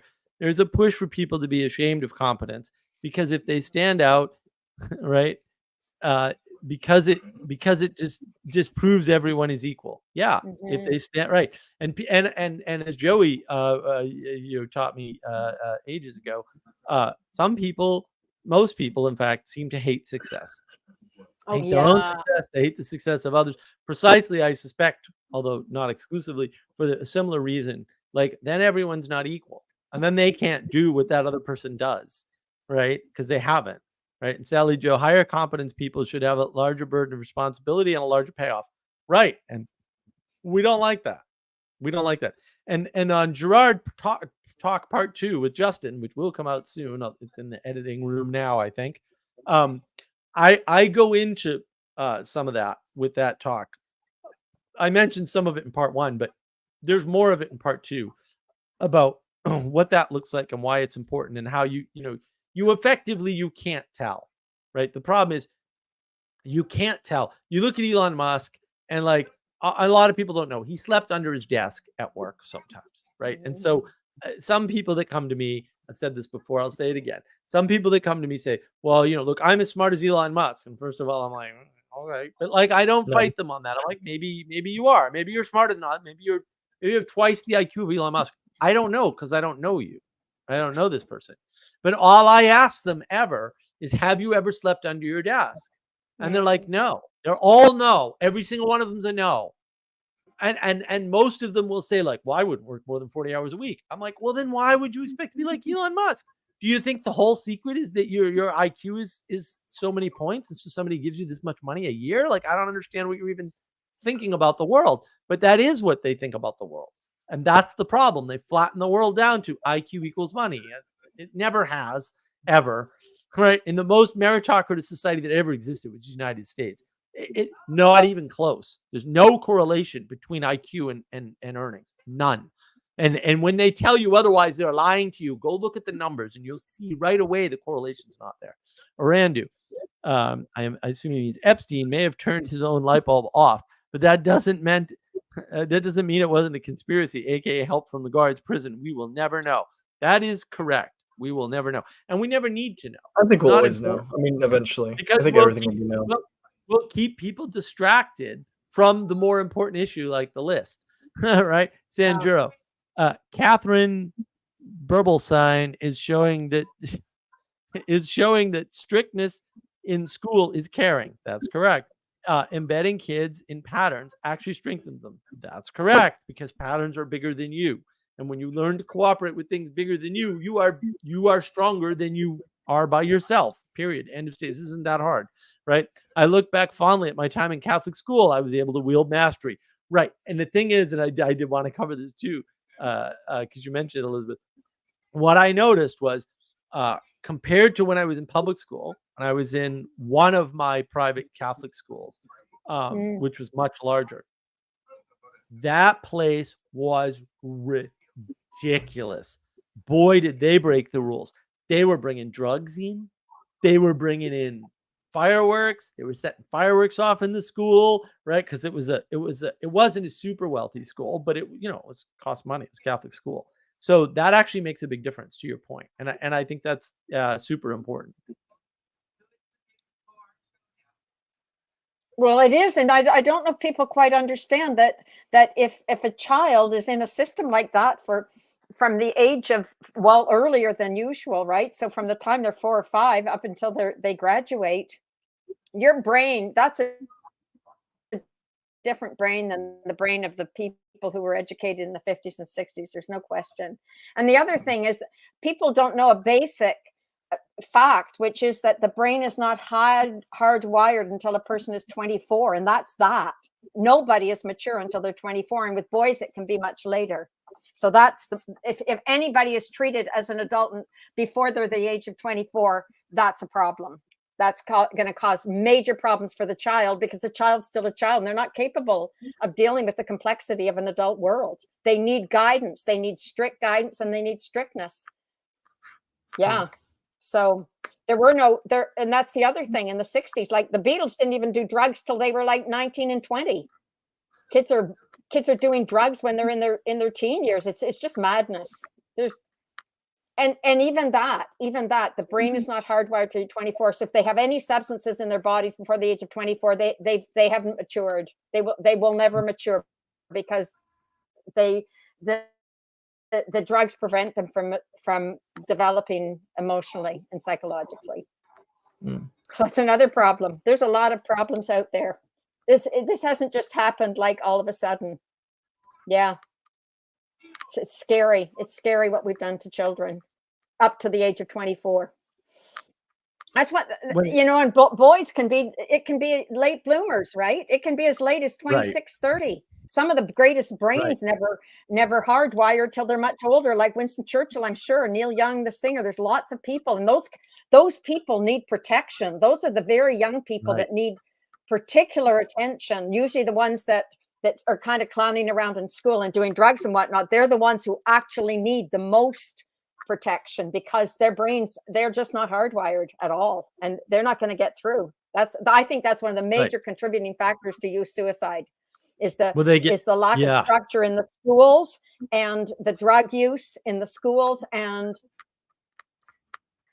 they literally, there's an amazing book, I think his name is David McKinnon, about the failure to mature. Any child any person who uses drugs before the age of 20, they just do not develop emotionally. So what we've got is great numbers of young people who have failed to mature. And that's what it is, because when they're doing any kind of drugs, they simply aren't processing things emotionally and psychologically. Fact. So we're surprised that they're all acting strange when they're in their 20s. It's our fault. We failed to provide the necessary guidance until their brains are hardwired. How many people know that the brain doesn't hardwire until you're 24? I bet most people don't know. I've sat through big conferences of people who seem to know everything, and they have no freaking idea what they're talking about. Right. My mom has always told us that. I think they taught us that in school in about like 9th grade or something. At least I remember in class around that age. Huh? Yeah, a lot of people don't know about that, but you know, I bet a lot of people. I'm just saying in my experience. Yeah, I did a video on this, right? Nurture versus protect, right? And if you're not protected, it can't be nurtured, right? Protection has to come first. And if you don't protect the kids in the school, then it's a problem, right? And if you don't protect them in the home, it's a problem. And if you don't protect them either place, you're going to end up with kids forever. And then what you're going to do is, in the media, in the movies, and the stuff you consume, is going to be kids trying to save the world. Kids can't save the world. That's not going to happen, right? In a way, kids always save the world because they're the future potential, right? But they're not superheroes, and they can't be, right? And that's where people run into trouble. But I want to take this. Michelle, thank you very much, sir. I really appreciate that. How does a lack of competence in high demand roles create challenges? Does this lead to an over reliance on a few capable individuals, allowing unethical people to exploit the situation? Well, yeah, I think you've got your finger on it there, Michelle. Yeah, when you have more incompetence in a system, the hyper competent people, like the Elon Musks of the world, have to take that system over entirely. And you see this pattern with Elon. Like, he'll go in and fire half the management team. He doesn't care, right? But he has to understand enough about corporate management as well as programming, because he fired like 80% of the engineers too. And Twitter got better, right? That happened. That's kind of a big deal, right? And like, why? Because they had a bunch of incompetent people working at Twitter. Like, they had to. Wow. There's no other way. There's no other explanation possible. They had to have had a bunch of incompetence for him to fire so many people, and the company actually improved, right? That's how that happens. So they had that job. So, it just stresses out the people that are good, and also allows people that are, we'll say, competent but unethical to be more unethical. A lot of people just have like the job description is absolutely useless and counterproductive to begin with. Right, but that's incompetence. I mean, it's like, it's not exactly. It's not even just incompetence. It's that the role shouldn't have been made in the first place was counterproductive. Maybe not. I mean, no, obviously that happens. I mean, if you have someone overseeing, like, we got to make. I mean, I don't know. They probably had some ridiculous thing about, like, I don't know, gender human resource official. You know what I mean? Or like, well, they have those jobs. Of right-wing social media. I just make sure the right-wing social media does what I want, or something like that. And like useless positions like those that are. Well, they have useless positions, but even like in programming, where software engineers are a thing, and you need them for a bunch of things. they've got a bunch of job descriptions that don't match the job because the managers don't know what they need. They don't know what they want. I'm saying right? the job, And then, the job, and the person running it. I mean, it doesn't even matter if they are competent. Like the job was poorly created, and honestly, if the person was competent, they should have known that job was absolutely useless. And the way I see Right. it, good riddance to them. right. So, Well, and anyways, hey, that's I the have to go to bed. problem. I'm like very sleepy. So thank you so All right, much for Josh. having me, all. I Yeah, really have a good night, appreciate man. it. Yeah. Thanks for And coming. I'll see you guys later. Thank you. See ya. Have a good night. Bye, Elizabeth. See you. Yeah, I think that there's a bigger problem there too, because when you have this problem of competence, right? You not only stress out the competent people and allow for the unethical people to be in there, but you're spreading the incompetence disease at the Yeah. same time. Yeah. And for then sure. and then what happens is once the incompetent people move up because the competent people move out, then you have a bigger problem because now, and I mentioned this in my monologue, like I can't go on tech interviews. I can't because they're asking me questions that they don't actually know the right answer to. But I actually do know that answer. And if I give them that answer, they're like, no, bro, that's not the right answer. The problem is I don't know which wrong answer they want. How am I supposed to predict that? There's dozens of wrong ways to do Right. this. I don't know which one you're looking for.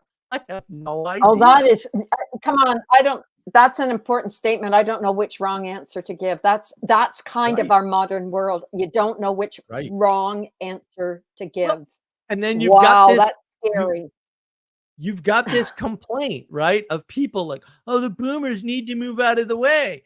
The boomers don't want to be doing that work, guy. They're all old. They have no desire at all. They're all old and wealthy.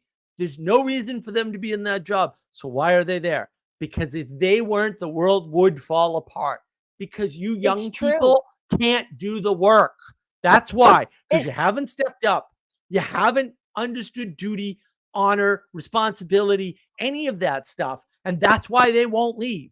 They won't leave because they know that if they leave, the system collapses. They know that. And you know what? Those people I that are agree. complaining, they know it too.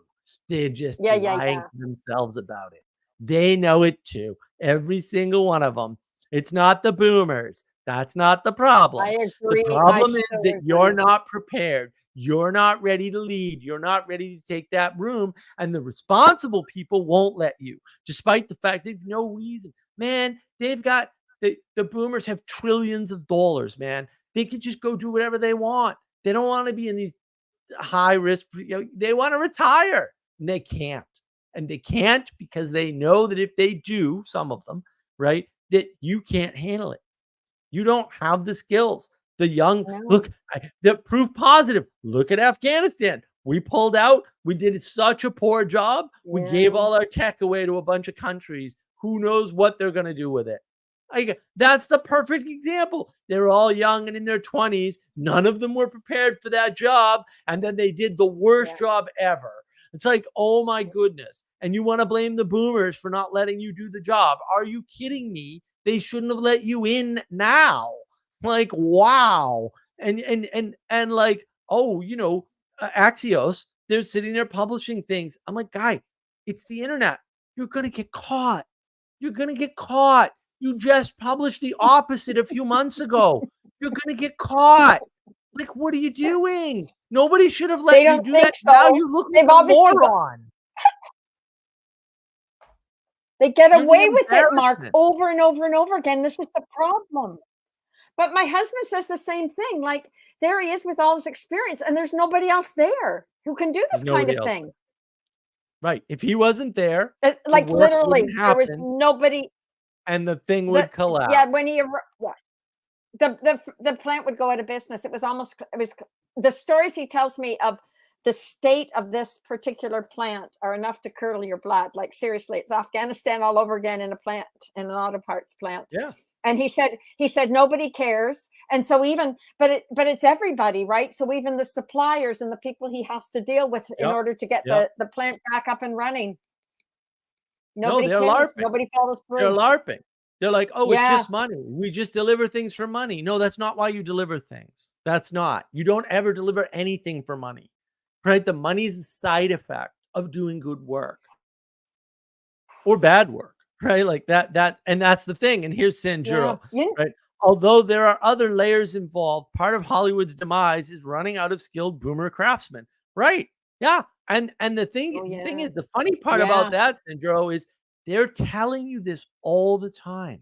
If you just pay attention, like all these guys who did good movies are telling you in Hollywood exactly what's wrong with Hollywood. And you're just not listening, because no amount of information is going to make this better, right? More information won't help. Video coming soon. Right. I know, Sally. Video coming soon, Sally, I promise. Sally Joe, people got to get unashamed of seeking to be exceptional. Yep, that's true. And willing to take on the responsibility of being the best. Yeah, that is correct. They really do. And they need to stop being afraid of success. They need to stop hating success. They need to start realizing that stepping up is its own reward, irrespective of the money, right? All these things are important.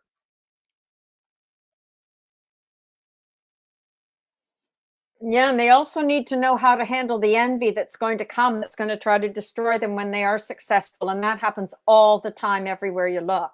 People who are successful, the envy in this world today is unimaginable, right? And it's murderous envy. Nobody likes anybody who, well, it's like Peterson said, right? It's like your ideal judging you, right? So if you come across somebody who's doing a better job, like, whoa, they are going to try to do you in. It's envy. Right. Well, Nvidia. And again, Nvidia. Girard talks about that in a way with mimetic desire. And then he ties a bunch of stuff up in it that he's just plain old wrong about, but whatever. Postmodern's going to postmodern. And that's why people like Girard, because he says stuff that, like, Peterson says something very similar or the same, right? Or like Girard says things like, the medievals had a totally different way of thinking about the world, and we've lost that. Well, that's true. Peugeot says that too. That's part of the reason why Peugeot likes him. Absolutely. I agree, right? He twists it into bad things because he's an extremely bad person, but different problem, different videos. Part 2 coming soon. We'll go into more detail. If you haven't seen part 1, you should watch it. It's fantastic. Right. But like, that's the thing. Like, mimetic desire is real. It was. You saw that one, part 1? I'm glad you liked it. And that was outstanding. I loved it. I thought that it was even the tenor of the conversation. It was lovely to listen to the way you were discussing things. There was something really beautiful about it. You should do more with Justin, in my opinion. He's good. You two together are really, there's a really nice. Okay. I'm waiting for it. We'll do a third part, I think. Yeah. But part 2 is recorded. I recorded that yesterday. So the part 2 is on its way. But you have to do narrative, because Justin's doing a lot on narrative, and that'd be really interesting. I'll get into that. I don't know if Justin's seen my video on story narrative archetype yet, but I think I told him about it. But he has to watch that first, and then he'll sort of understand the outline. But I think there was a real breakthrough in conversation 2 here. And then Justin's great. Like, I'm really happy that he's giving me his time, because like, he's fantastic to talk to. He's amazing. And I met him in person, at Symbolic World. So I was really looking forward to having the conversation, and I'm honored that he thinks that I can help him in his mission. So I'm like, oh, cool. I hope you're right. And he's a Hollywood guy, and like some of the things he told me, oh my goodness. I was like, what? Oh yeah. Maybe I'll get him to spill the beans on a video, but I doubt it. They were pretty bad. I'm like, you were where? And you heard what? And it's like, wait, and what? You saw what? And wait, what happened? It's like, wow. Yeah, he's a fascinating man, and he's extremely modest, and so highly underrated. Right, highly underrated. People don't quite see him, I don't think. His knowledge base. Oh yeah, enormous. He's a teacher too. Enormous. He's a teacher too. Yeah. No, that's he'd be wonderful. He'd be one. I mean, anything. He's another one, right? He's just a treasure. Because he's an original thinker. So there's not many of you. That's true. That's true. Let me see what Sally Joe says. Sally Joe says competence currently invokes ire. So get stronger, my friend. Yeah. Yeah. No, that's a good point. Yeah, I like Elizabeth's point about the problem with success is people are going to be super envious, and that's way worse now than it ever was before. Sanjuro, yeah, the first video was exceptional. Oh, glad to hear that. Thank you, Sanjuro. The two of you together is tremendous chemistry. Yeah, I know. Well, Justin's awesome. So yeah, Justin's just awesome. I've been really looking forward to it. I've got one other person I'm really looking forward to making a video with. I didn't get a chance. I think it was a week ago Sunday to do the video because timing and whatnot, last minute. But I'll get him on soon. That'll be good. Now that I'm back home, I can do that. Although I gotta run out of town for Sunday and Monday, but I'll be back, and then I'll get that video done hopefully next week. And so I'll have more. I've got an animation coming that I've actually been working on. I worked on it today. Yeah, I have an animator. He sometimes helps us, and he actually got me a piece of animation. It's probably going to be short just because it's an animated video and it's my first one. So I don't want to make a super long video, at this point. Right. And then we're working on some shorts and stuff. But part 2 of the conversation with Justin, I thought went spectacularly well. I was really happy with it. I can't wait to share it all with you. We'll see how long it takes to get it edited. And then I have to figure out my release schedule because I actually don't have a video ready for Monday. I'm running behind. But we'll see. I might get some recording done tomorrow. I might get the animation done and just put that out on Monday. I'm not hopeful on either, but we'll see. Yeah, the animation is going to be interesting. I'm still trying to work out in my head the story and the narration. That's actually where I got stuck today. So I got some parts together that I needed, and then I was like, all right, we're going to intro it this way. Here's the animation in the middle. Then we got to do some stuff with it, and then we're gonna and it's just gonna be narrated. So I won't even be on the screen for this. It should be interesting. Yeah, it should be interesting. So cool. We'll see. It's an experiment. We'll see how it goes. And then we got some more feedback on some other stuff we can do in terms of commentary. So we're gonna be exploring that. So I might do some of that next week. So we'll see. We'll see how it goes. I gotta buckle down. We gotta get more going on the YouTube channel here, and I've just been falling behind because of vacation. Well, no, you've got to write your book. I'm sorry, but you've got to do your book, Mark. Okay, I'm not being responsible. I'm totally lazy. Okay, I have a book downstairs. I am going to start writing down all the titles I think of. I told you I'd do it before, and I didn't do it. I confess. But no, because you come up with these one-liners and these titles, and they're just brilliant because they're so original, and we need more spice in this world, right? That's true. In this conversation, and you're so, and then along with Sally Joe, like the two of you together are enough to shake up the whole world. I hope so. We're trying. You're doing great. We need a little more help, but we got RJ and Sanjuro, and we got Manuel. We got a bunch of people. We got Michelle. We got a bunch of people. Hopefully we'll get more. And yeah, we'll be able to get more message out and craft it better, because that's still the struggle, right? Is to get a message that's crafted to more people can sort of understand. And that's what I'm hoping to do with the animation. I think the animation will hopefully make things clear. And my big videos right now are the book clubs.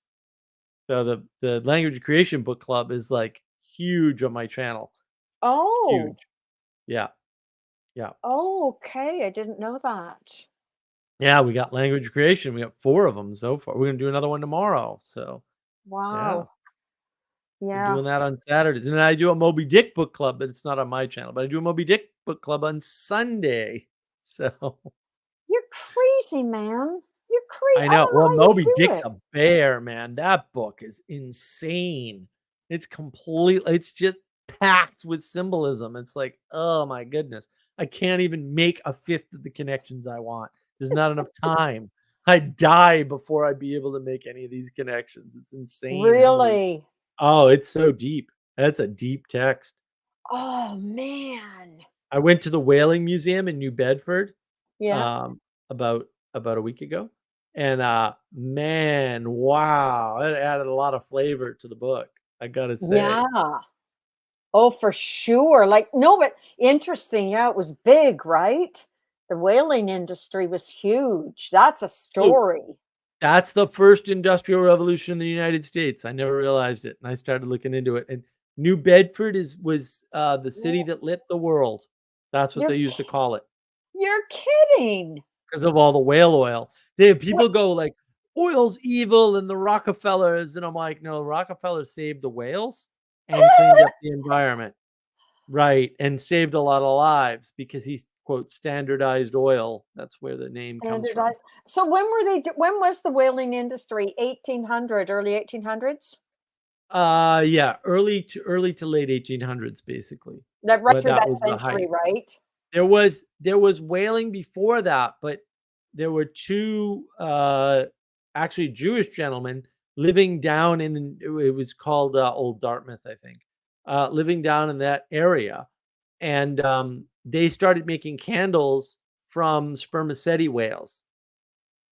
And so then the sperm whale oil industry took off from there, and they invented a bunch of technologies in the United States, basically, to do the whaling better. And so the whaling Ah, industry was entirely, dominated by it was New Bedford, but they actually mostly left from Nantucket. So Nantucket Island, which is oh, off of Cape Cod, yeah, yeah, yeah. they that actually was the largest port by all measures, like Wow. number of ships, amount of cargo, value of cargo in the world for a long time. Right, because of the whaling industry. When the whaling industry went away, it Oh, went back to other ports. I think it went to New York next because they dredged New York. Yeah, they dredged New York Harbor in the late 1800s, and that's when New York took over. Before that, all the big shipping cities were on the coast of Massachusetts. It was, Newburyport, Rockport, right, Salem, and right. Boston before that. But New Bedford's an awesome port. I mean, I've been to New Bedford many times. I just never stopped in the whaling museum. I'm actually glad I didn't because they've recently expanded it, and they have a 4-story section they built onto the building. It's an old house. It's an 1800s house, Wow. but they built this huge 4-story section on it to put a scale model of a ship inside of it, and the scale is a half scale model, so you can go and stand on the deck. It's like No unbelievable. way. It is so cool. It's the largest scale model of a ship anywhere in the world. It's cool. When you Americans do things, you do them well. We're all insane. I love you Americans. When you do something like it, just like, how is it possible? You dream so big that things come into being, right? Yeah. That's Well, and beautiful. the day it was quite a drive because we were staying in New Hampshire, but spending the day in New Bedford was awesome. Actually, the museum's not cheap, but it was worth every penny. And I highly recommend the New Bedford Whaling Museum. And there's stuff to do in New Bedford. There's forts and stuff, and then you're right on the ocean. I mean, the bay is awesome. The bay really is legitimately. It's one of the best bays Beautiful. in the world. It's awesome bay. It's really cool. It's very Ah, pretty out there. Yeah, it's very ah. nice. Yeah, my So buddy it's built this a boat wonderful down natural there. harbor, I guess. Is that what you're saying? Yeah, it's a beautiful natural harbor. The Oh, the problem that's with New so Bedford, even though it's a cool. beautiful harbor, is the Elizabeth Islands are in the way. So getting in and out of it is a little tricky, actually. Um, but once yeah, Oh, because it's not open to the ocean, which also means it's better for storms, right? So it's a yeah. bay within a bay, effectively.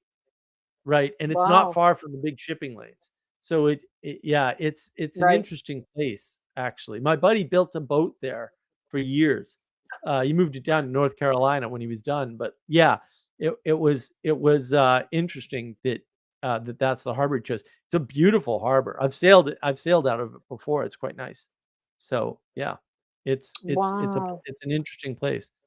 That's interesting, Mark. Well, so anyway, your book. I don't know. You and Sally. I don't know what I'm thinking, but yeah, you and Sally and Manuel and whoever else. Oh, there's so many people You helping. have Yeah. lots of interesting voices here. No, the Job, the what's his name? Josh. He's another hyper interesting person. Ooh, That Jess? would be cool. Different wisdom, people's voices, right? the wisdom talk. Is that the one you're talking Yeah. about with Jess? Yeah, Yeah. that's Jess. Yeah. Yeah. Jess. Sorry, Jess. Yeah, Yeah, Jess he's is great. something. I love Jess. Yeah, he's wonderful. I met Good him for in Arkansas. That was really fun. He's agreed to do another talk. I want to do a talk with him again, but there was a time constraint, and yeah, we're just crunched for time. It's a bad summer. It's been hot. The East Coast has been Oh. brutally hot. The whole East Oh. Coast. We went up to New England for a week, and it was like being down south. I was happy. Everyone in New England was miserable. I'm like, this is great. This is fantastic weather. They're like, it's too humid. I'm like, this is nothing. This is average summer in South Carolina. You people are just being weak. They were all pissed Right. off. Right. Yeah, yeah. Oh wow, that's great. Well, I really miss your live streams when I can't listen to them. They're so worthwhile. Always. I don't know. Well, Every thank single one you. of them has something interesting, and the themes are great. The themes are really, they hit the nail, right? And I and hope so so. so how many live streams when did you start this? The The live channel's about streams 2.5 particularly. years old. The live streams more than a year ago. I don't know how long ago. A year. More than a year ago, though. Oh, was it? Oh, it's at When least did a you year and a what half month was ago. it? Yeah, because Yeah. the discernment, judgment, action, those are a year old. It's like, wait a minute, when did that happen? Yeah, it's been at least Wow. a year. Wow. That's heavy. That's heavy lifting for all of you, right? It is. It's worth it. And then I can't see for a long time after I get done because this thing is blue. So I walk around the house and like try not to bump into things. It's yeah, no, It's uh, so it's funny. a sacrifice. There's a Like sacrifice here. what people do to themselves, right? Yeah, that's good. That's good to have that pain, right? You can't Well, I make that. it's I'm very gonna make that helpful. point It's very, you know, in because part 2 of the Girard talk. I make the point again. I made it in part 1 too, but I make the point again about the sacrificing down, right? The person putting in the work is actually, sacrificing down in a way, right? It's super important to realize that. Because when you think of leaders, and that's how you know a good leader from a bad leader, right? Is the leader giving something right, up? Are they taking responsibility and blame for the things that go wrong, whether they're their fault or not? Because that is the right. role of the leader. It doesn't matter whose fault it is. Like, you're in charge, you take the hit. That's how it works, right? And if you're not doing that, you're just not a good leader. But that's good to know, because now you can tell good leaders from bad leaders. If you don't do that, you won't be able to tell, and that's not good. It's better that you're able to tell. Wow. There you go. To willingness to state mistakes, to bring them out into the open, not hide them away, right? Right, and whether they're Yeah, yours or because not, that's the because you're truth. in charge. Yeah, yeah, yeah. And if you want to be in charge, man, you have to take the whole load. That's the load, man. I know. I You think have that's to, another thing, right? People don't yeah, want to take the whole load. Like, you got to take the whole game, man. You can't cut up the that's right. Monopoly board and just take one part. It's true. I don't think any of us are very good at taking the whole load, right? Right, It's a not big one. anymore. Like We've it's lost a we've lost lot. that skill. Right, Well, we've right. We've lost the lost it. willingness because of back to mimesis again. But if nobody's carrying a load, we just get lazier and lazier and thinking, oh, boo hoo, and we're Right. weak. Carrying a load is something. It's Yeah. actually good for you though, right? It strengthens That's the you only way you immensely. get better. That's the only For way you sure. get better. Can't get better any Yeah, other way. Right. yeah, it's And people true. don't wanna And hear that. it's not easy. It's not easy to pick up the No. load and carry it. Like, it's heavy, right? It's almost impossible to me. It's like a miracle if you can do it, right? Because it's hard. Like, let's be honest, Mark, it's hard to do what you do. And Sally Joe, what all of you are doing, actually. It's a big thing. Well, It's a thank you. big thing. I don't know. Yeah. I think we got it dialed in now. It was hard to get here, that's for sure. And it's hard to get to the next Yeah. level, that's for sure too. But like, hopefully, if we all pull together, we can make that happen. All right, Elizabeth, I'm gonna shut it down. What do you want to say for parting words for the stream? I What do think you I got already for us? parted. I already parted from you. I mean it sincerely. There's Dante, and we're reading Boethius in my other group, but I look forward to these, and I think your themes are so spot on, and they're really helpful because you can, there's a one main concept usually, and it's really useful for people. So thank you, Mark. Honestly, thank you, and to all of Most you, welcome. and to your team. You're most welcome. We're glad that we can facilitate this. And look, I know this wasn't a quote single theme, and yet it was. Hopefully, you saw the pattern in the monologue, and we're Yeah. able to tie things together. And I mean, if you weren't, like, that's fine, right? But that's why it's here, right? It's here to tie things together. So if you didn't see it, just know that that was there, and look for it. Like, watch it again, talk to people about it. Come on the Discord server, the Mark of Wisdom Discord server. We'll try to explain to you these patterns. Watch some of the other live streams. Watch some of my other videos. I go into patterns, right? I've got some videos with slides, the model videos that'll help you, hopefully. And if it doesn't, let me know. I'll make them better. And I really appreciate everybody that watches. And I hope you tell your friends, and they all watch, and then all their friends watch, and et cetera, et cetera. But I really appreciate everyone's time, energy, and attention on the live streams. Hopefully, in the future, you can join us in whatever way, comments, the live text, or come on the video like Elizabeth is brave enough to do. I will almost certainly see everybody next week. I don't know what the topic will be yet. That's not uncommon. If you've got a topic, put it in the comments. Maybe that'll be on the table. Have a lovely week, everybody, and a lovely night. And I'll see you all soon.